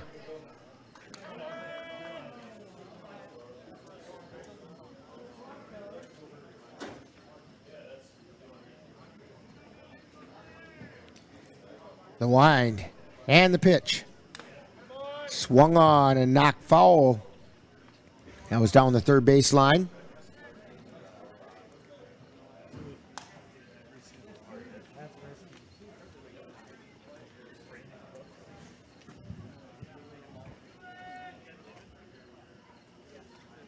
Getch looking in for the sign. And the pitch. Swung on a miss, strike 2.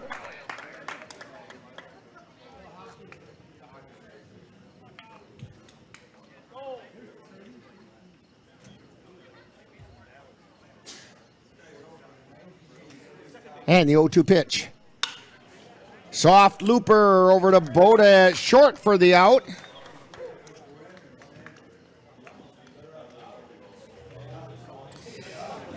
Well, so with 2 down, takes us back to the top of the order. Brian Giebel. Gable is 1 for 3, but that one was a big one. It was a home run over the left center field fence. Number 24, Brian Gable.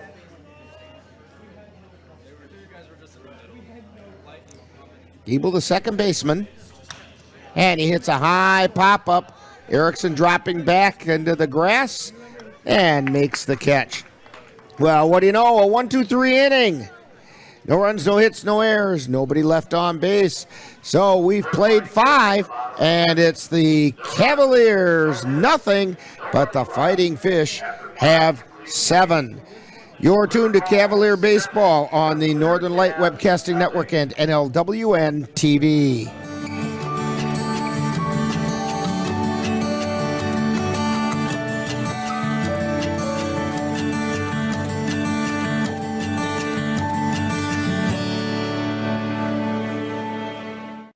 For over one-third of its history, Eau Claire has been able to count on the Eau Claire Cavaliers for high-quality baseball excitement. Come be a part of Eau Claire's legacy with your hometown Eau Claire Cavaliers. Home games are at historic Carson Park. To plan your day of affordable family fun, check out the Cavaliers on Facebook. Or go to the Cavalier website at www.eauclaircavaliers.org.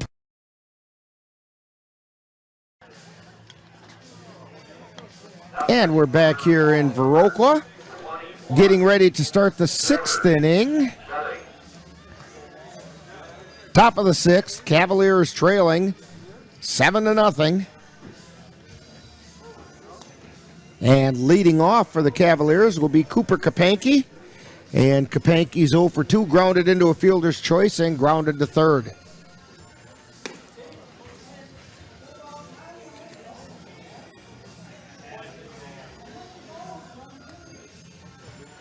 So that means Kapanke on the day is 3 for 7.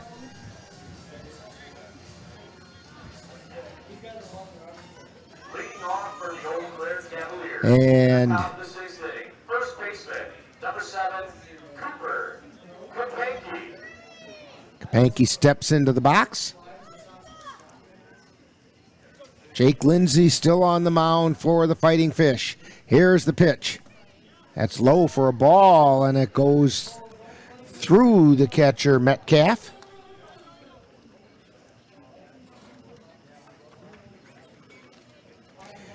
We have a different catcher out there now for the Fighting Fish as well. Trevor Gutting is the new catcher out there.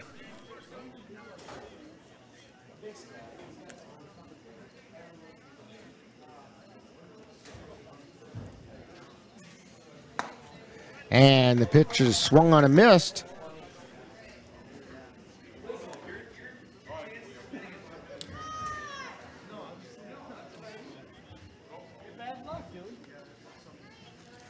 And the pitch. That misses low. 3 balls and a strike to Cooper Kapanke.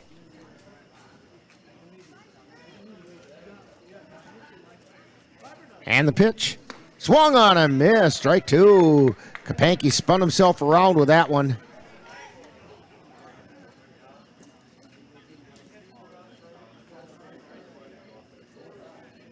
He steps back into the box. And the pitch.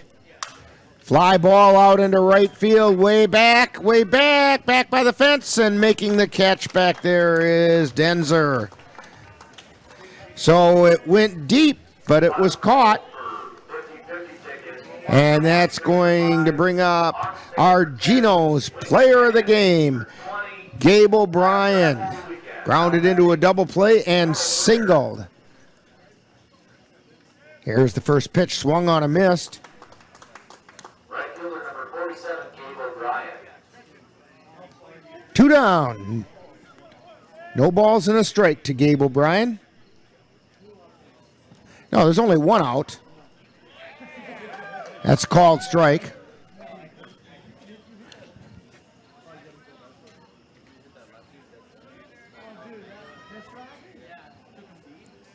Here's the 0-2 pitch. Foul back into the screen. Count holds at 0-2. I was looking out at the scoreboard, and the scoreboard here seems to sometimes have a mind of its own. They'll press the button and other things show up. It's kind of like the little score bug we have here, if you notice, every time we change it. Here's a fly ball out into right center field. Moving over is Denzer, and he makes the catch. It's going to bring up Cole Timon. Timon has, well, he flew out to right and struck out. So he's 0 for 2.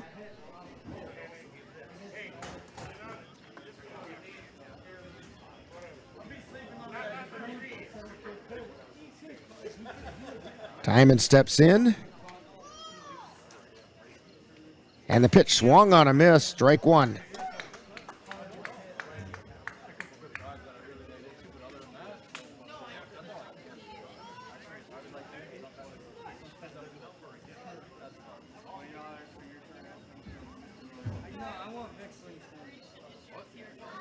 Here's the wind and the pitch. Checks. Swing strike called on the outside corner. I don't think Cole Timon liked that too much. 0-2 is the count. 2 down. Nobody on. Here's the pitch. Check swing. It's all the way back. And the base umpire says he went. So Timon goes down swinging. So for the Cavaliers, no runs, no hits, no errors, and nobody left on base. We've completed 5.5 innings, and it's the Cavaliers trailing the Fighting Fish 7-0. You're tuned to Cavalier Baseball on the Northern Light Webcasting Network and NLWN-TV. Ready for a better way to bank?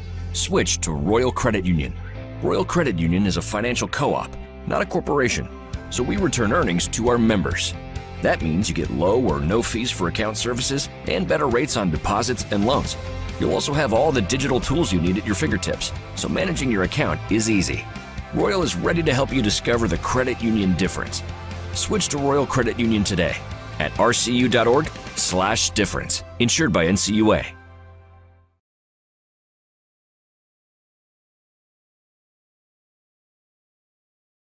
The central and midwestern U.S. averages more than 850 tornadoes each year, and lately, the number of floods has been rising in the region too. So chances are, there will be more twisters and floods near here again. And between school, sports, and social lives, chances are, you won't be with your kids when it happens. Will they know what to do? Ready.gov/kids has all the educational tools and information to make the conversation easy. When the time comes, chances are they'll feel prepared, not scared. So talk with your family today.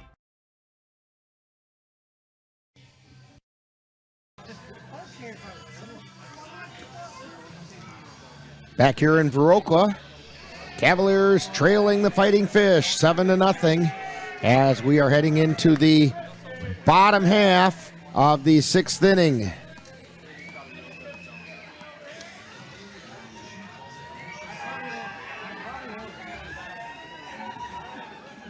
Austin Getch on the mound still in relief.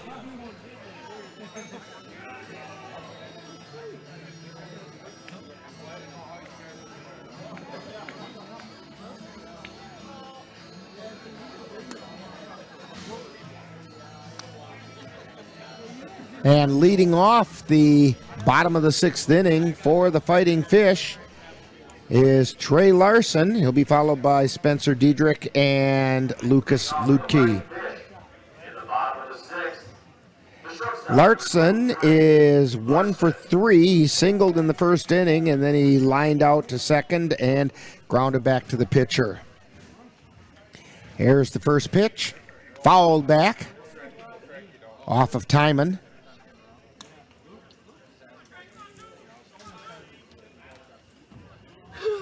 No balls and a strike.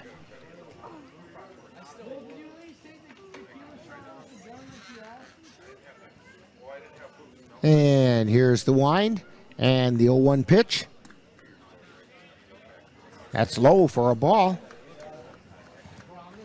Counts even at 1-1.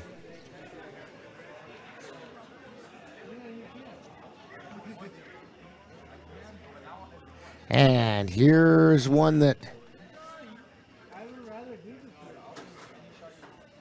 must have been low because it came right down the middle of the plate. 2 balls and a strike. And the pitch. That one's low and away. 3-1.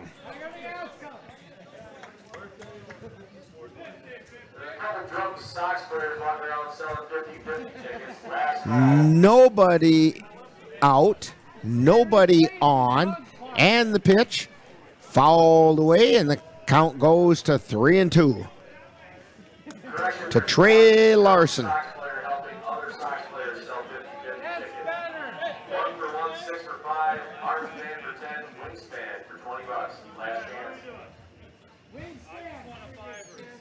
Austin Getch looks in for the sign. He winds and delivers. Ground ball over to short. Ben Boda with the ball. Throws it to first, and they got him. That was a bang-bang play at first. But they got him. Trey Larson grounds out, and that's going to bring up Spencer Diedrich. Diedrich is 0 for 1. He popped out to second, and he's also been hit by the pitch and walked.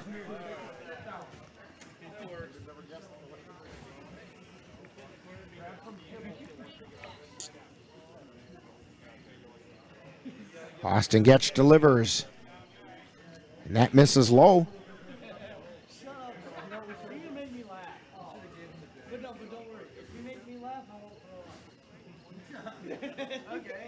Here's the wind and the pitch. And that's also low.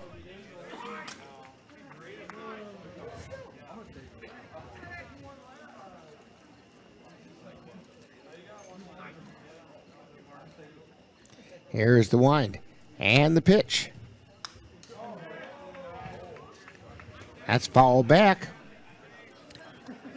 2 balls and a strike.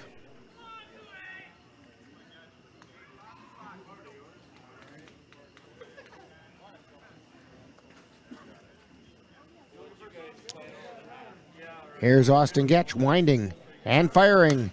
Fouled away. Counts even at 2-2. We're in the bottom of the 6th inning.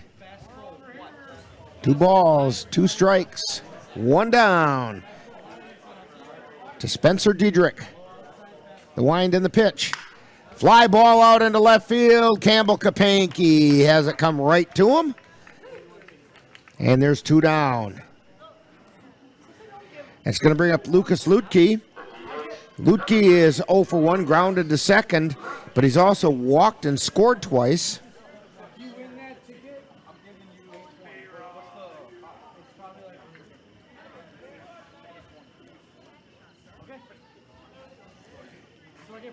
Getch fires. Swing and a miss for strike 1.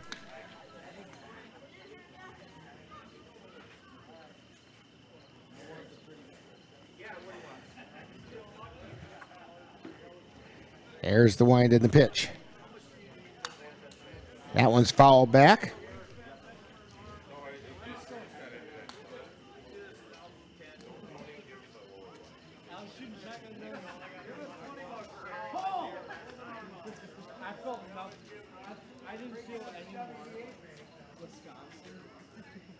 Getch winds and fires. That one's high and away. 1 ball, 2 strikes.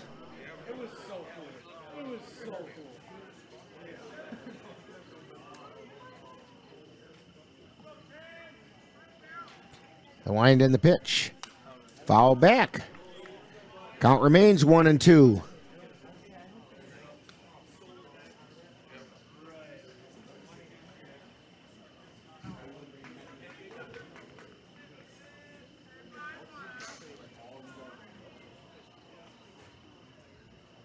Getch winds and fires the 1-2 pitch.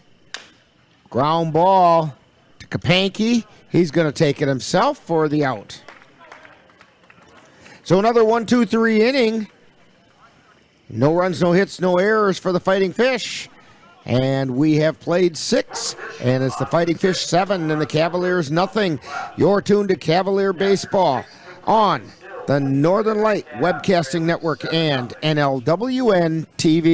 I love the pizza we get when we go to Gino's Pizza. That's because Gino's has been voted best pizza in the Chippewa Valley 5 years in a row. I think it's because Gino's uses the freshest ingredients, premium quality meats, cheeses, savory spices, and zesty toppings, and all served with attention to detail. Now you're making me hungry. Let's head to Gino's Pizza. Scott and the rest of the folks at Gino's Pizza would like to invite you to come out and try the area's best pizza. Call about Monday through Wednesday dine-in specials at 715-835-2000. That's Gino's Pizza at 5110 Fairview Drive, Eau Claire, right next to Chaos Water Park. The Eau Claire Cavaliers would like to take veterans out to the ball game. That's right. As a thank you for your service, any veteran of the United States military can receive a lifetime pass for free admission to all Cavalier home games. Just come to Carson Park with your veteran identification, and the Cavaliers will issue you a free lifetime pass to all Cavalier home games. That's just the Cavaliers' way of saying thank you for your service. And we have a new pitcher in there for the River Falls Fighting Fish. That's Charlie Griffin. So Jake Lindsay gets 6 innings pitched. Did not allow any runs, and 4 hits. And Connor O'Reilly to lead things off for the Cavaliers in the top of the 7th. O'Reilly's 0 for 2, flew out to right, grounded to third.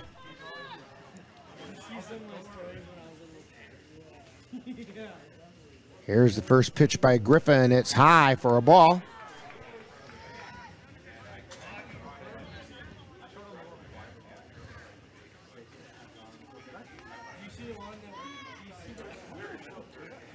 And the 1-0 pitch, it's high and away, ball 2.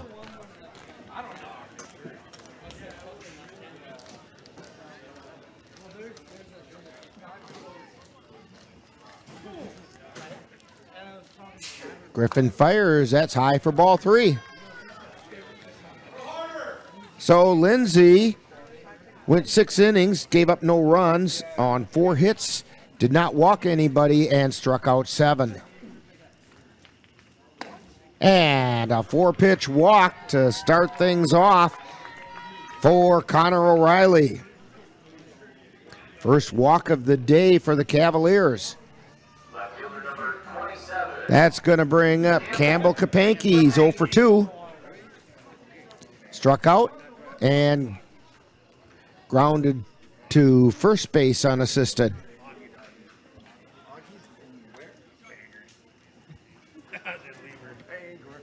That's in Maine. It's a haul, dude. Just bring a few road cruisers. And the pitch. That's outside. That's the 5th straight ball thrown by Griffin.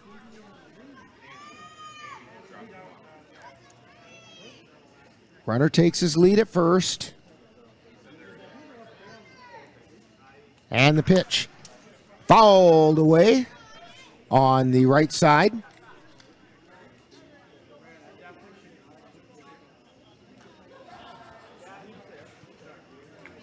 Campbell Kapanke at the plate.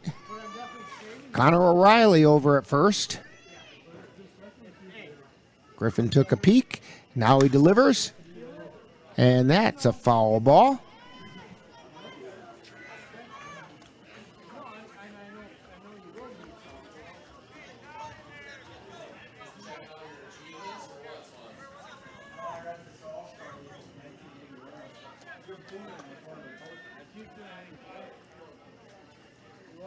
Griffin delivers. Line shot right back to Griffin, knocks him down, and everybody's going to be safe, and they throw the ball away. And O'Reilly checks in at third, and they're going to have to take some time here and check on Charlie Griffin. That one knocked him down.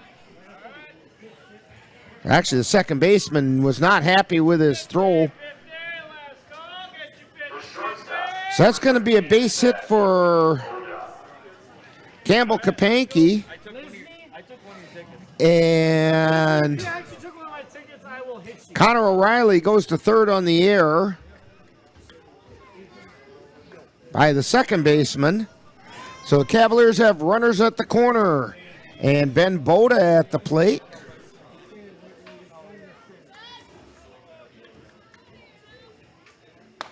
And the pitch is a little, well, got the letters for called strike.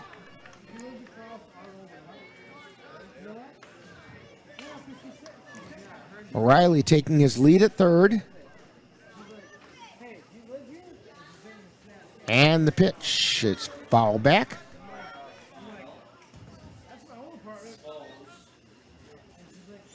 No balls, 2 strikes to Ben Boda. Boda's 1 for 2. He singled his first time up to left field. Here's the pitch. Foul ball back off the right side, out of play.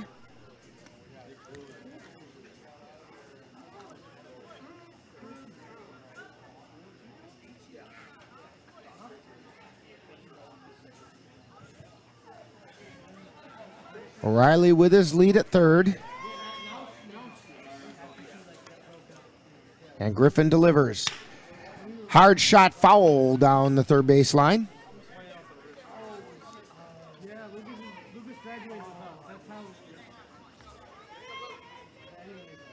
No balls, 2 strikes.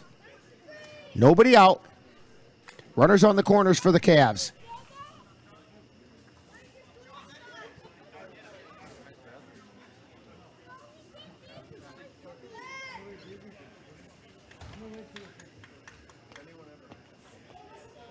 And the pitch. That's high. 1-2 is the count.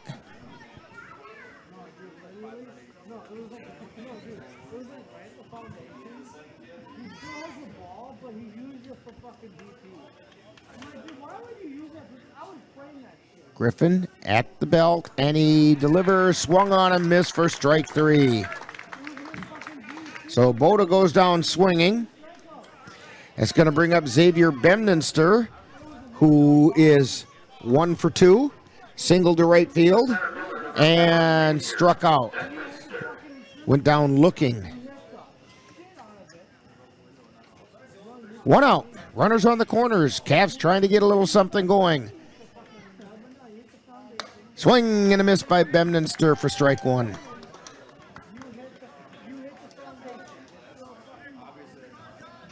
O'Reilly on third.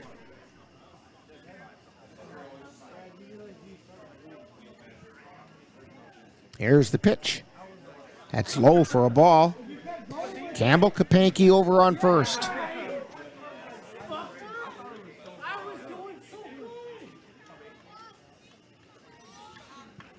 One ball, 1 strike. 1 down. And the pitch. That's a called strike. 1-2.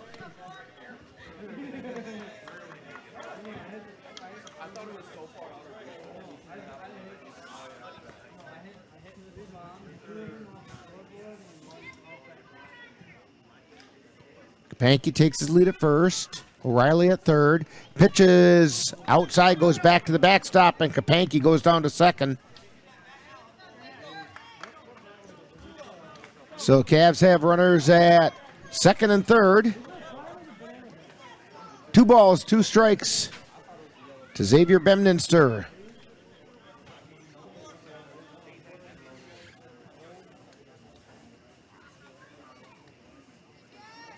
And the pitch. That's high. Count is full.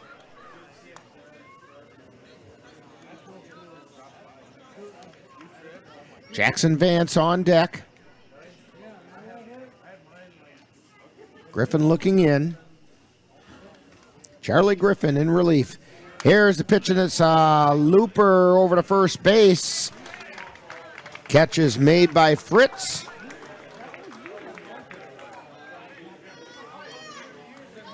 That's going to bring up Jackson Vance. Vance is 0 for 3 tonight. He grounded back to the pitcher. He also struck out twice, but the second time he got on a error by the catcher. Swing and a miss for strike one. 2 down now.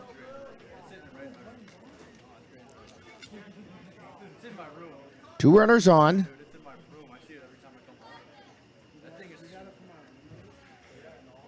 Charlie Griffin delivers. Swing and a miss for strike two.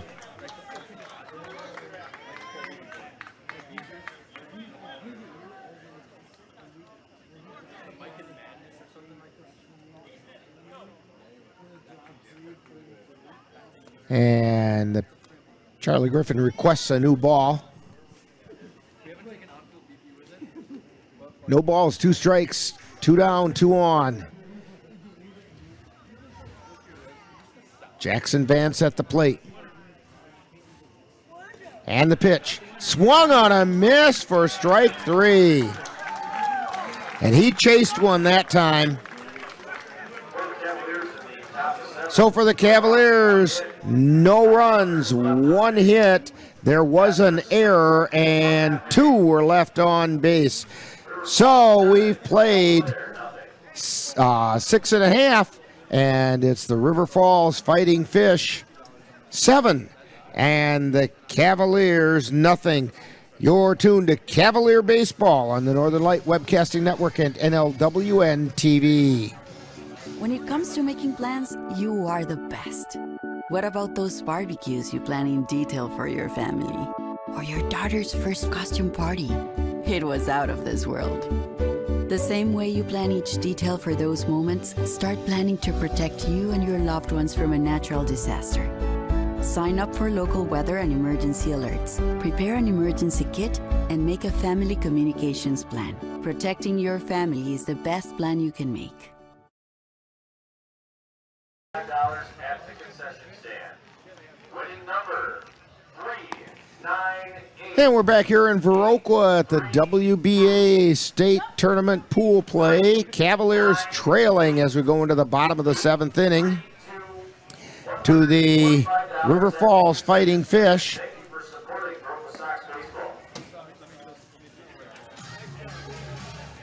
By a score of 7-0. Austin Getch on the mound still for the Cavaliers.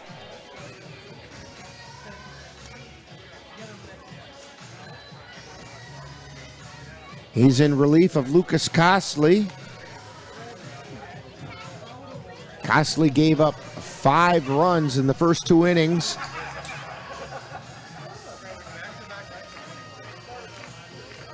Getch has given a couple more in the 4th inning.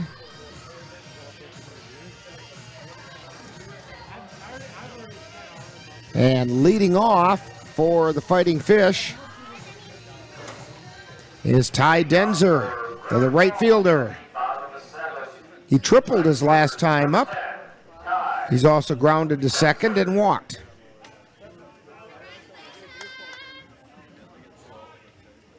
Here's the first pitch. It's low.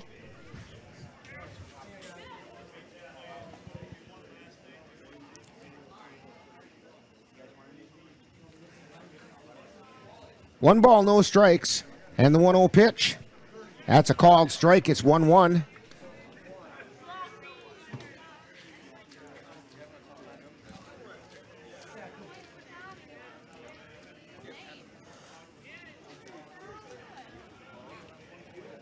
And the 1-1 pitch is fouled. Count goes to 1-2.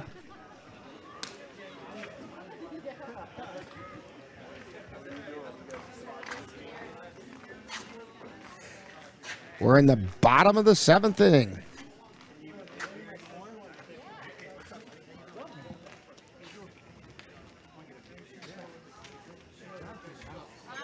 And Denzer steps out.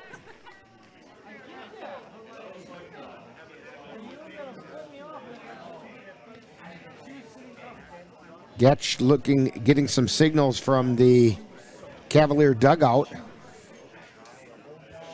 Now he's back on the rubber. Here's the pitch. That one's away for a ball. 2 balls and a strike.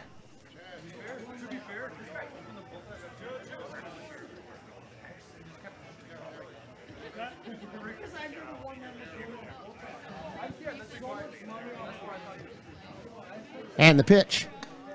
That's high. Goes to 3-1.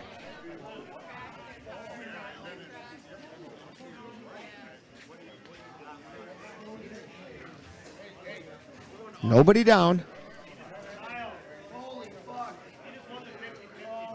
And the pitch. That's high for ball 4. So Denzer draws the walk. That's going to bring up Andy Metcalf. Metcalf is 2 for 2.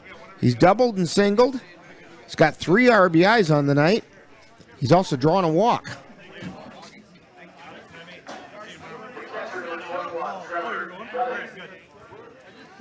Oh, check that. It's not Metcalf.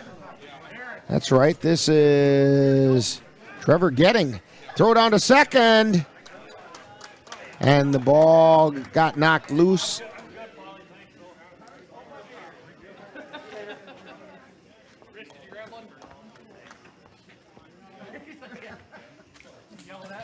So Trevor Getting is in for Metcalf. And down to second went Denzer. Catch at the belt. He looks over at second. And the pitch. It's outside for a ball. 1 ball, 1 strike.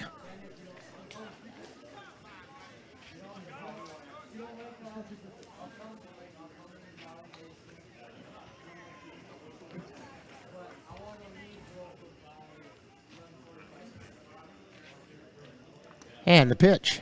Swung on a miss, strike 2.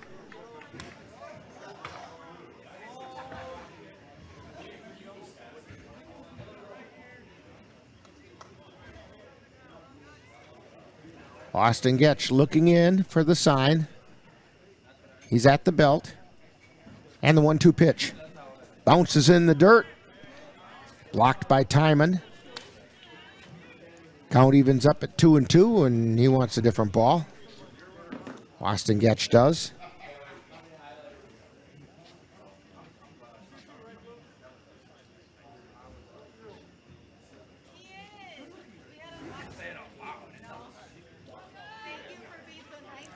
It's cooled down very nicely this evening.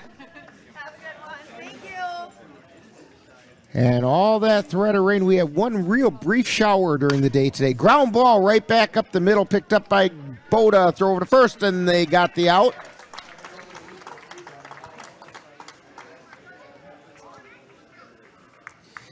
And Denzer heads over to third. So Mitchell Fireeisen steps to the plate. And Fireeisen's over 3. Fireeisen grounded into 2 fielders' choices and also popped out to Kapanke at first.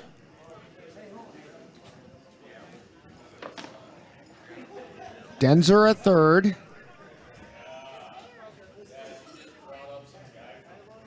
And Getch delivers, and a looper down into right field. Denzer comes in to score. And Fireeisen safe at first.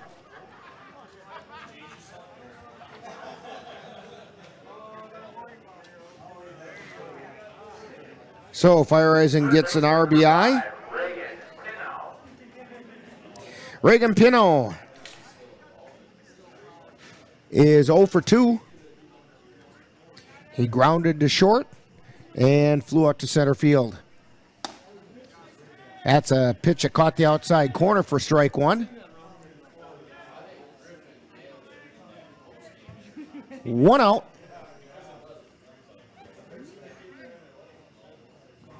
And the pitch is high.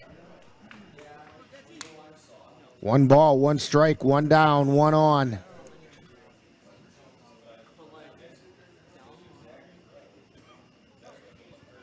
Getch looking in.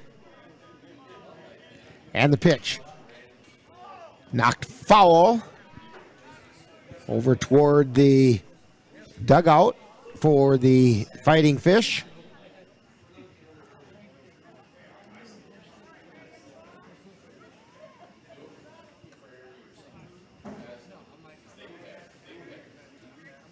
Getch delivers. Swung on and missed. And that's strike 3. That'll bring up Kyle Fritz, first baseman. Fritz is 0 for 4. Flew out, grounded into a fielder's choice, and then lined out to Boda. And the pitch misses the inside corner. Ball 1.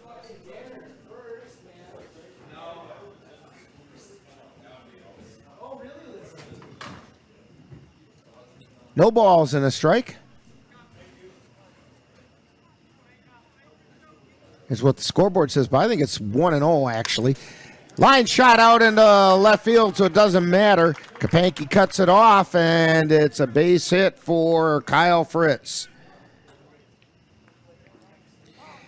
And that moves Fireisen over to second and takes us back to the top of the lineup, Brian Giebel.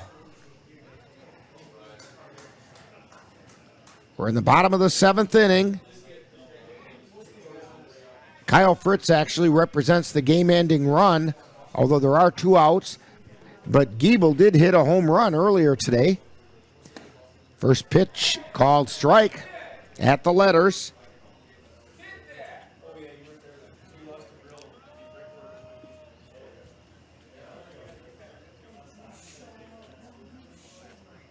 Getch looks in. And the pitch. Fouled back into the net. No balls, 2 strikes. 2 down.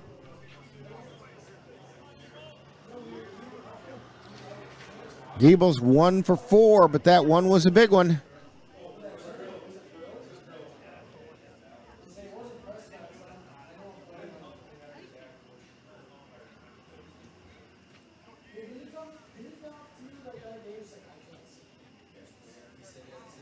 Austin Getch looking in, and the pitch. That misses outside. 1 ball, 2 strikes, 2 down.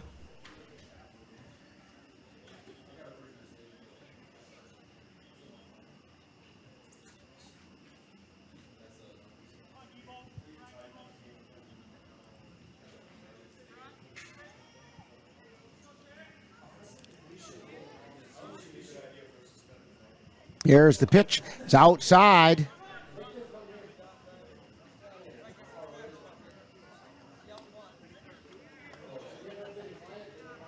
Eight to nothing. The Fighting Fish are leading the Cavaliers with 2 down in the bottom of the 7th inning.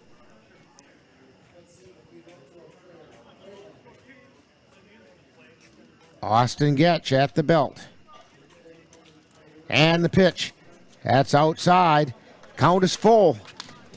So it's traveling time for the runners.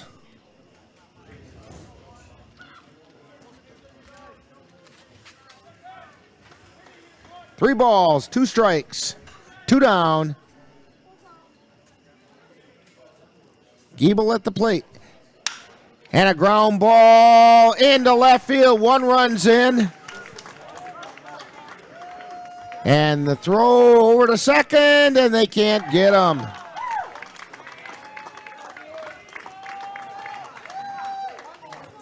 So Giebel checks in with a double.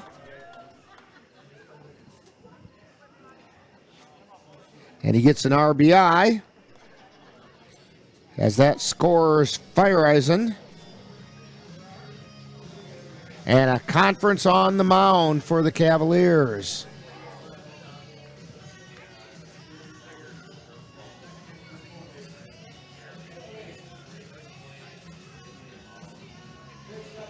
The game-ending run is standing on third base, 90 feet away.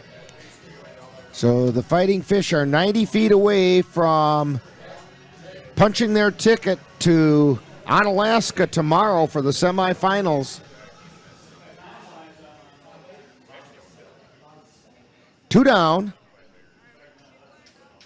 Now batting for the Fighting Fish,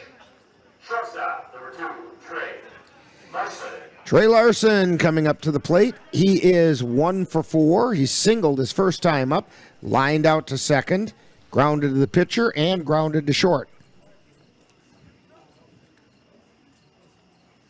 Getch looks over at third and delivers the pitch. That's a strike called. No balls and 1 strike. 2 runners on.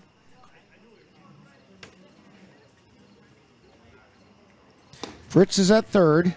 That pitch misses outside. And Giebel is at second. Giebel's run really means nothing right now. The one that counts is Fritz. And the pitch. Chop foul on the left side.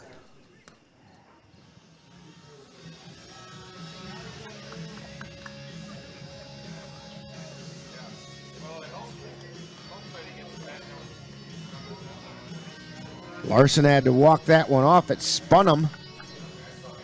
That swing spun him to the ground. Had to walk around a little.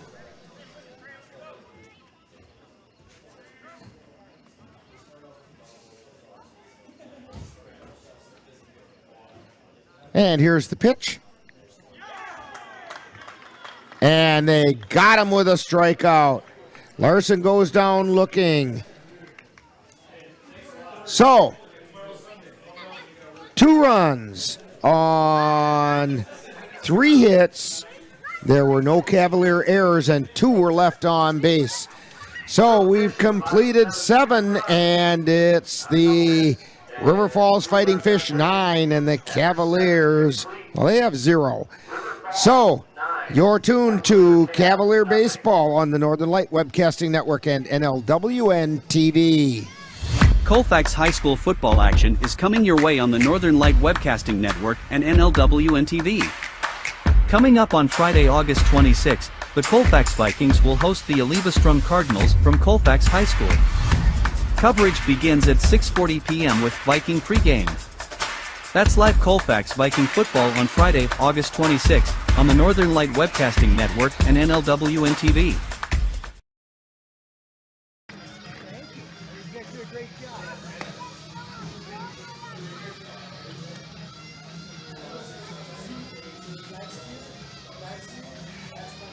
And we're back here at the Viroqua Park Bowl.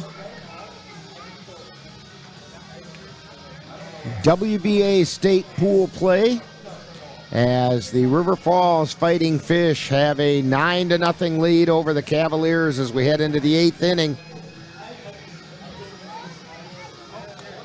So barring a miracle, the River Falls Fighting Fish will be heading over to Onalaska, unless the Cavaliers can do something they haven't done all year, and that's put together a 9-run inning.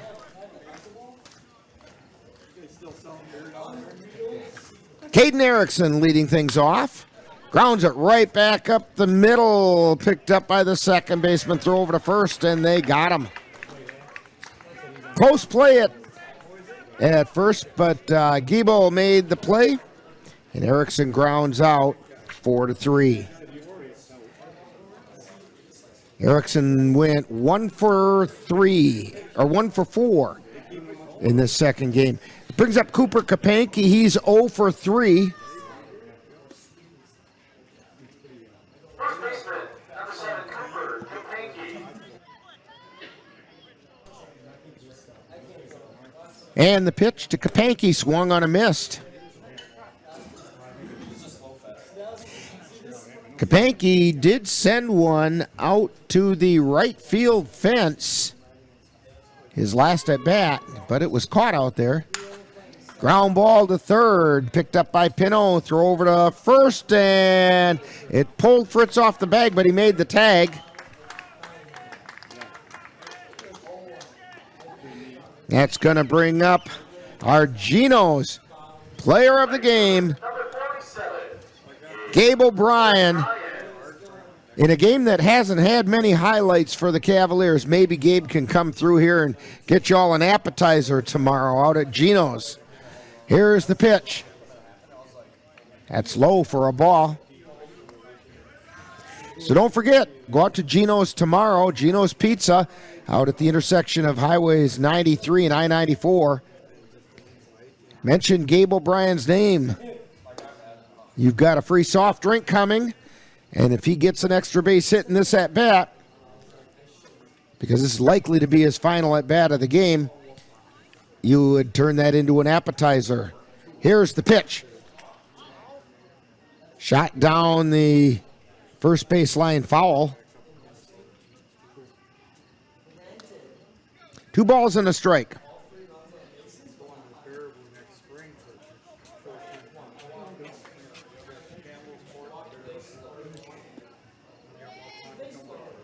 And here's the wind and the 2-1 pitch. It's low for ball 3.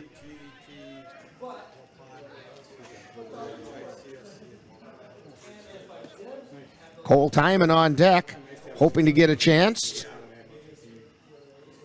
Here's the pitch. It's outside for ball 4. So Gabe O'Brien draws the walk.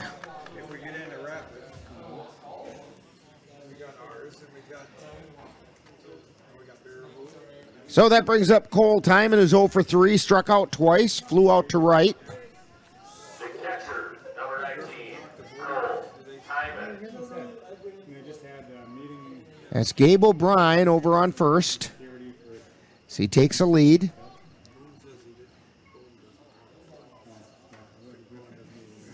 Charlie Griffin on the mound. And the pitch. It's outside for ball.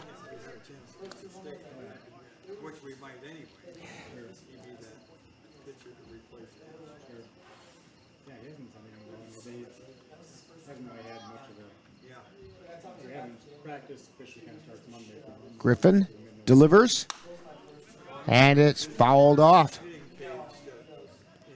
1 ball, 1 strike.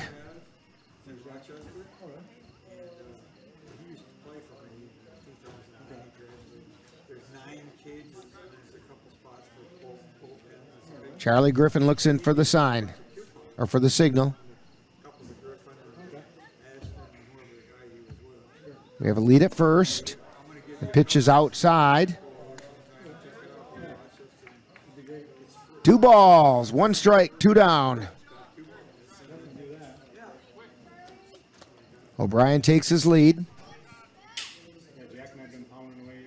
And the pitch. Fly ball out into right field. Moving over is Denzer, and he makes the catch for the 3rd out. So for the Cavaliers, no runs, no hits, no errors, 1 man left on base. We've completed 7.5 innings. We're in the middle of the 8th inning, and the score, the River Falls Fighting Fish 9, and the Cavaliers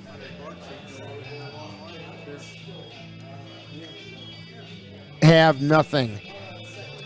So you're tuned to Cavalier Baseball on the Northern Light Webcasting Network and NLWN-TV.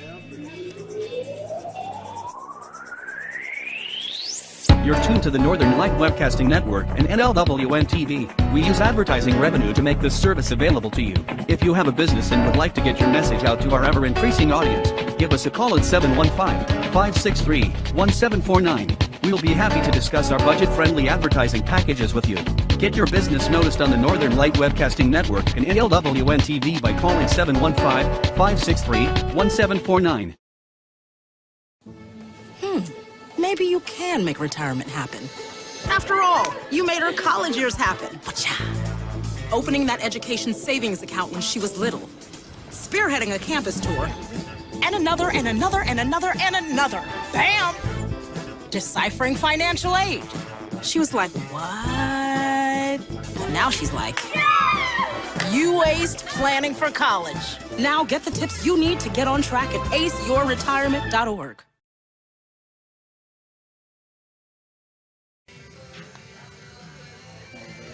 New pitcher on the mound for the Cavaliers. It's Austin Getch. Check that. Replacing Austin Getch is Jackson Vance. We've moved I think Erickson, it looks like, is over at, or is that Bemninster? Bemninster moves over to third. O'Brien is out in center field.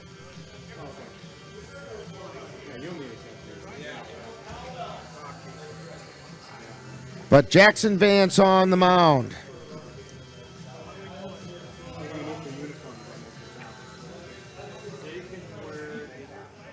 Leading off the bottom of the order for the River Falls Lights pitch. Number 28, center fielder Spencer Diedrich. Spencer Diedrich leads things off. And the first pitch misses. He's 0 for 2.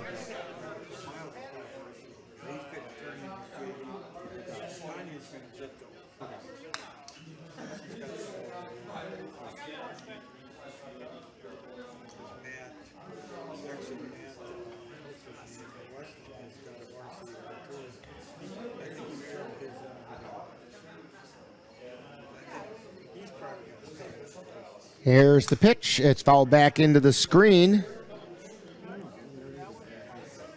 I'm trying to get the numbers together here on Austin Gatch.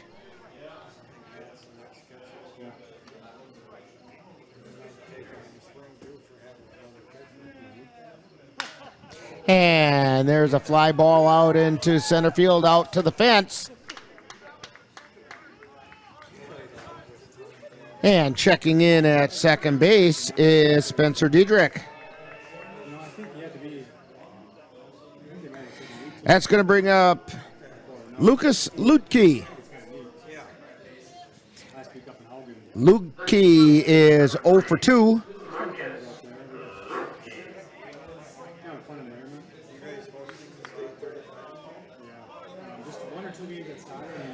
So the numbers on Getch. And the pitch is a called strike over the outside corner. He went 5 innings, gave up 4 runs, all of which were earned on 5 hits. Walked 4 and struck out 2. Here's the pitch. And that's a called strike. No balls and 2 strikes to Lutke. Spencer Diedrich on second. Here's the pitch. Swung on a miss for strike 3. That's going to bring up Ty Denzer.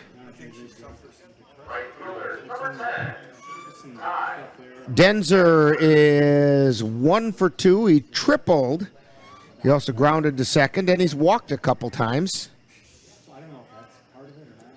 He scored 3 times, has 2 RBIs. Pitch caught the outside corner for a strike.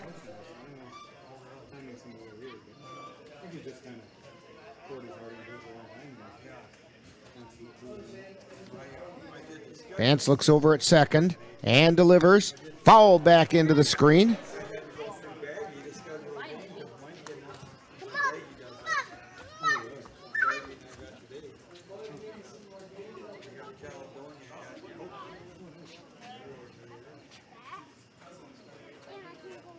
And here's the pitch. It's high for a ball. 1 ball, 2 strikes.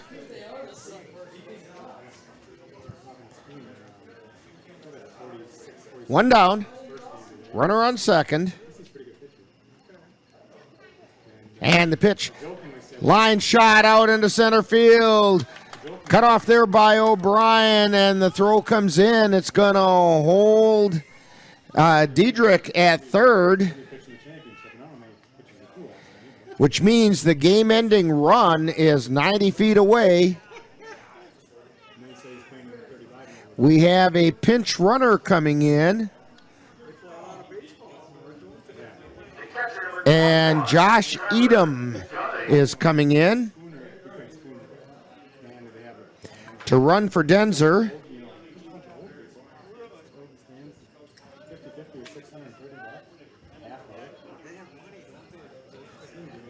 Here's the pitch.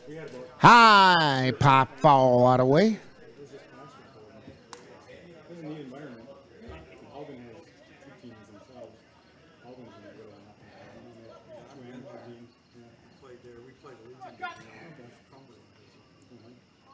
No balls and 1 strike.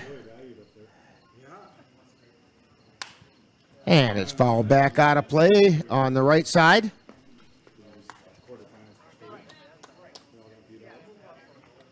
We're in the bottom of the 8th inning. Cavaliers trail 9-0. Game-ending run is standing at third in the person of Spencer Dietrich. Here's the pitch. Line shot, and that's going to do it. Out into left field, picked up by Campbell Kapanke, and that'll end the game on a base hit by Trevor Getting. And so they pick up a run. And that makes the final score River Falls 10 and the Cavaliers nothing. River Falls got 10 runs on 9 hits. They committed 2 errors. Cavaliers no runs on 5 hits, and they committed 1 error, at least on the scoreboard. I think there were more than that, but that's what's up on the scoreboard. So, at any rate, final score, River Falls Fighting Fish 10, Cavaliers nothing. Winning pitcher was Jake Lindsay. Losing pitcher was Lucas Costley. And the River Falls Fighting Fish will advance to the state semifinals in Onalaska tomorrow and take on the Spooner Cardinals. We will have more for you in just a moment when we have Talking Baseball, and that'll be coming up in just a couple minutes right here on the Northern Light Webcasting Network and NLWN-TV. You've been watching NLWN-TV's presentation of Eau Claire Cavalier Baseball live on the Northern Light Webcasting Network. Stay tuned. Coming up next is Talking Baseball with a look back at today's game.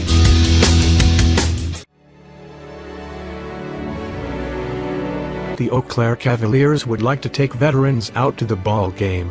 That's right. As a thank you for your service, any veteran of the United States military can receive a lifetime pass for free admission to all Cavalier home games. Just come to Carson Park with your veteran identification, and the Cavaliers will issue you a free lifetime pass to all Cavalier home games. That's just the Cavaliers' way of saying thank you for your service.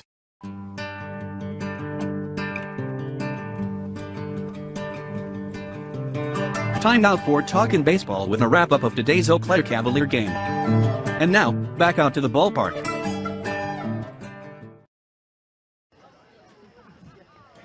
And we're back here at Viroqua Park Bowl, where the Cavaliers have just ended their season with a 10-0 defeat at the hands of the River Falls Fighting Fish. Congratulations to the Fighting Fish and good luck to them in the state semifinals and maybe even into the finals, as the Cavaliers are going to have to look forward to next season.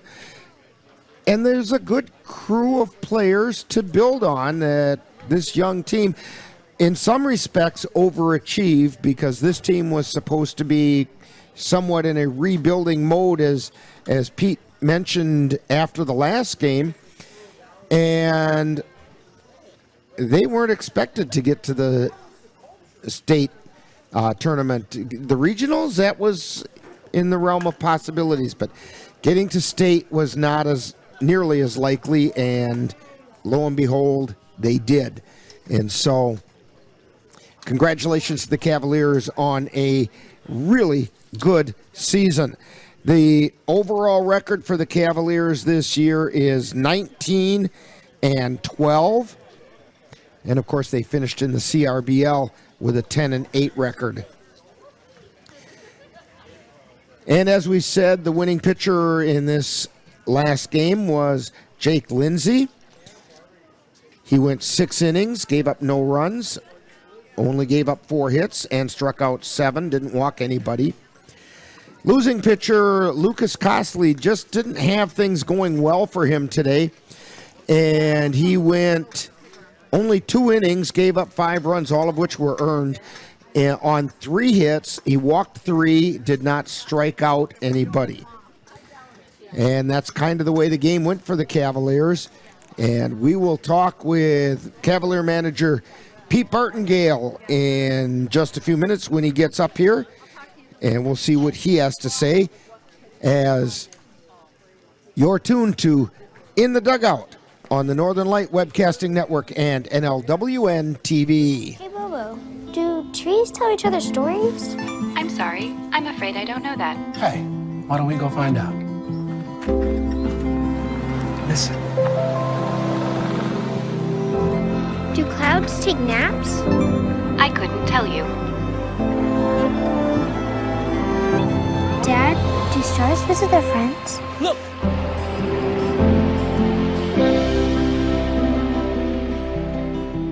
I think it's just vapor with flavor. It won't hurt my kid like cigarettes, right? Vaping is safer than smoking, isn't it? There's really not even that much nicotine in them, right? My kid? My kid knows it's dangerous. Get your head out of the cloud. Today, nearly 8,000 kids will start vaping, maybe even yours. Learn about the dangers at talkaboutvaping.org. I don't remember how it started. Go to that. Oh boy. Our back and forth. It always came back. Dad! You probably don't remember what you told me, That was perfect. but I heard every word.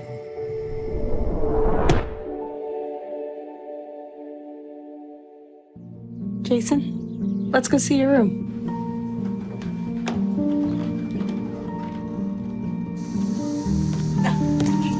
That's not right. How was it? Is it good?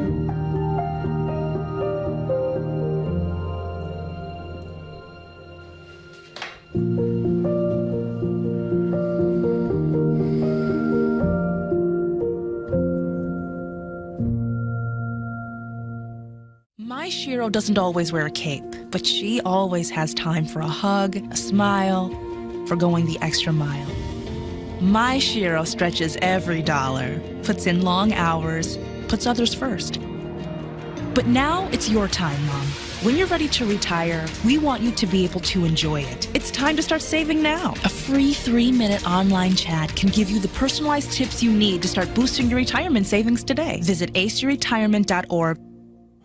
Meet the Scan, a simple procedure whose mission is to detect lung cancer early.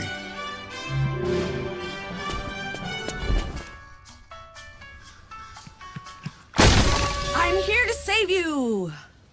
But I feel fine. That's great, but you may still be at high risk for lung cancer. Oh man, that's a new fence. If you smoke, early detection could save your life. Learn more at savedbythescan.org. Last week, Brandon met a girl on a dating app. One day after work, he finally found the courage to ask her out. No answer.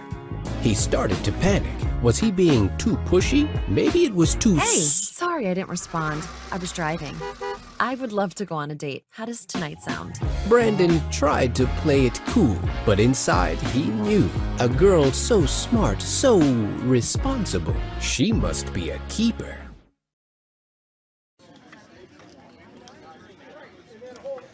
And we're back here in Viroqua as Pete's going to be a little bit late getting up here as the team was busy taking some team pictures and talking about this one real quick.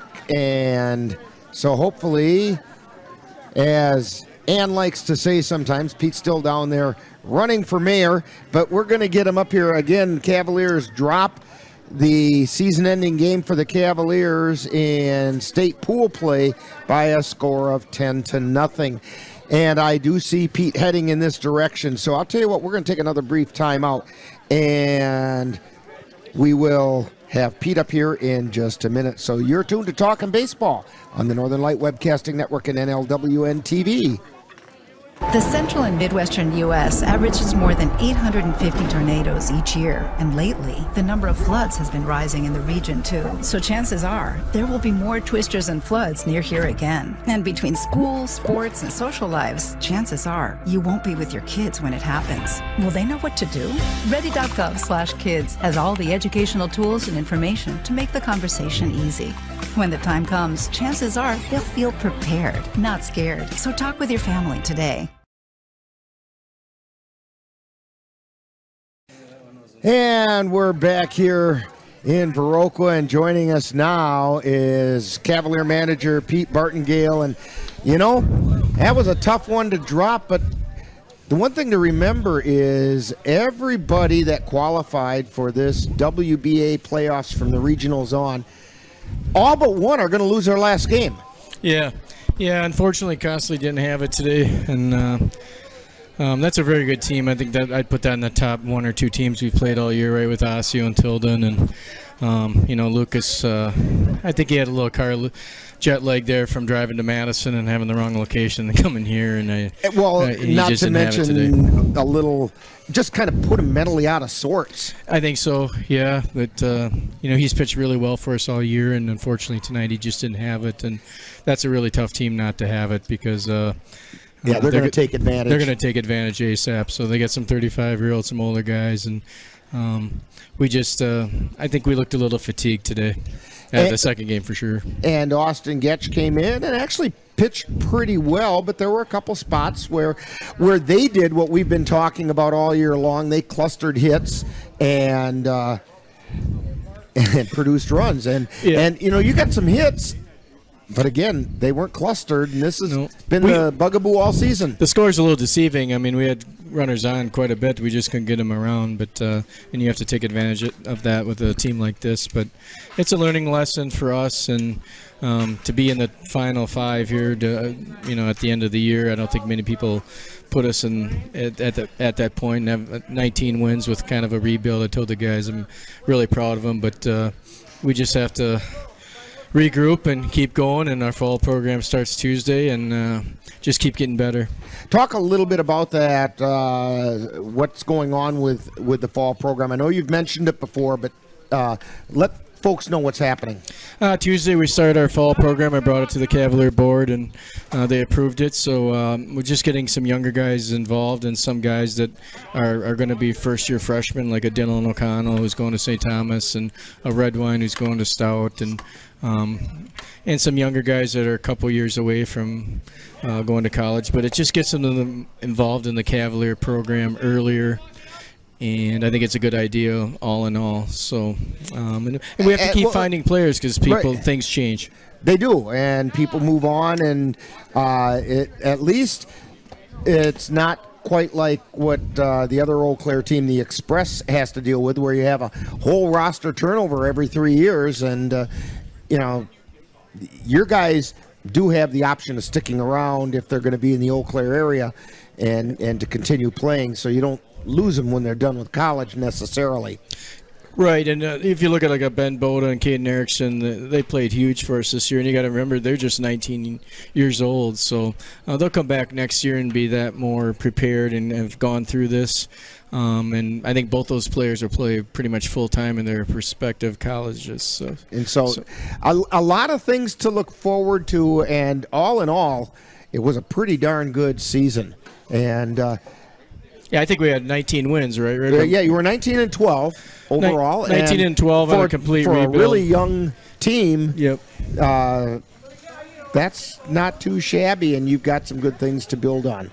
Yeah, I think the future's real bright, and again, I'd like to keep this nucleus together, what we had on the field today, and some of the other guys that couldn't make it, like a Jaeger who had a family reunion, and Pogozinski had to work all weekend, but we want to keep those guys darn around. Work, you know.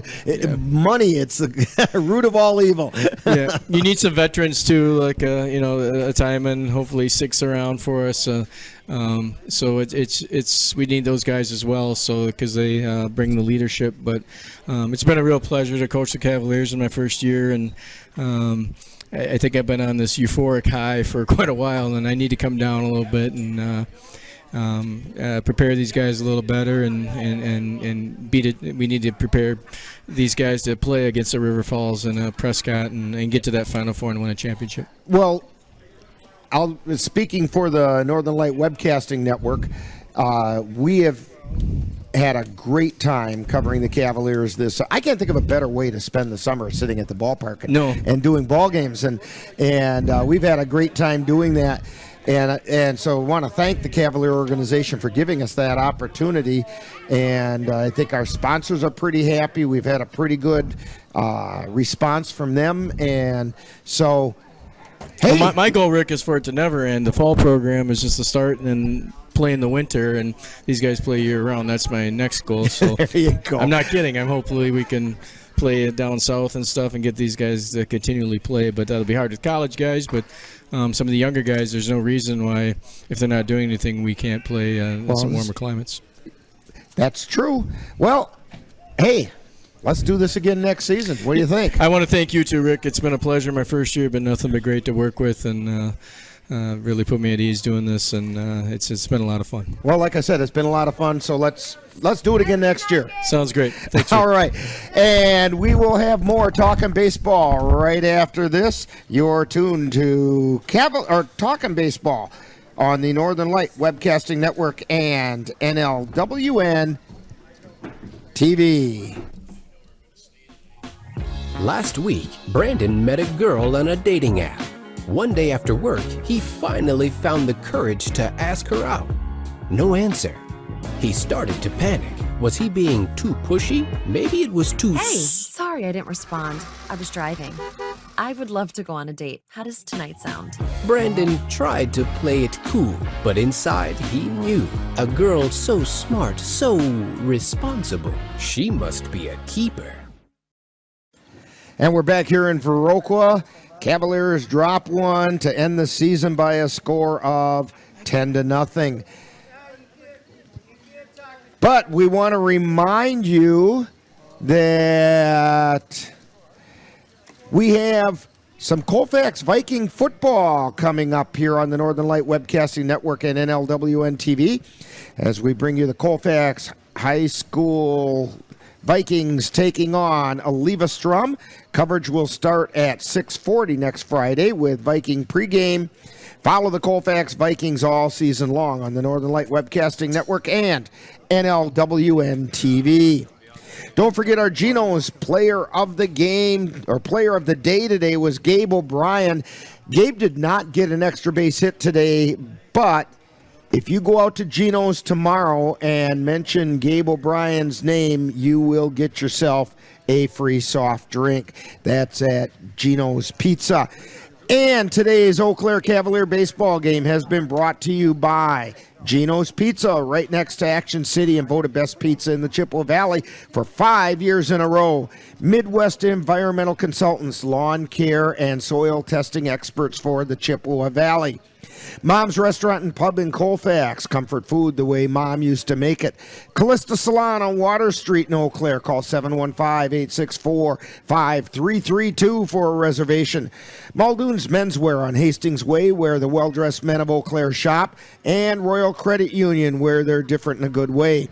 Be sure to thank these fine sponsors for bringing you Eau Claire Cavalier baseball on the Northern Light Webcasting Network. For Ann Monroe is with me today. Dan Petchow has been there all season long. And Cassie Johnson-Nelson, as well as Jeremy DeGrosse. Thank you for joining us all season for Cavalier baseball. And that final score once again, the River Falls Fighting Fish 10, Cavaliers nothing.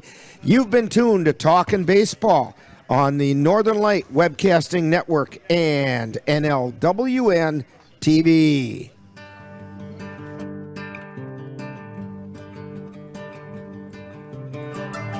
You've been watching Talkin' Baseball, a wrap-up of today's Eau Claire Cavalier game. This has been a production of NLWN-TV.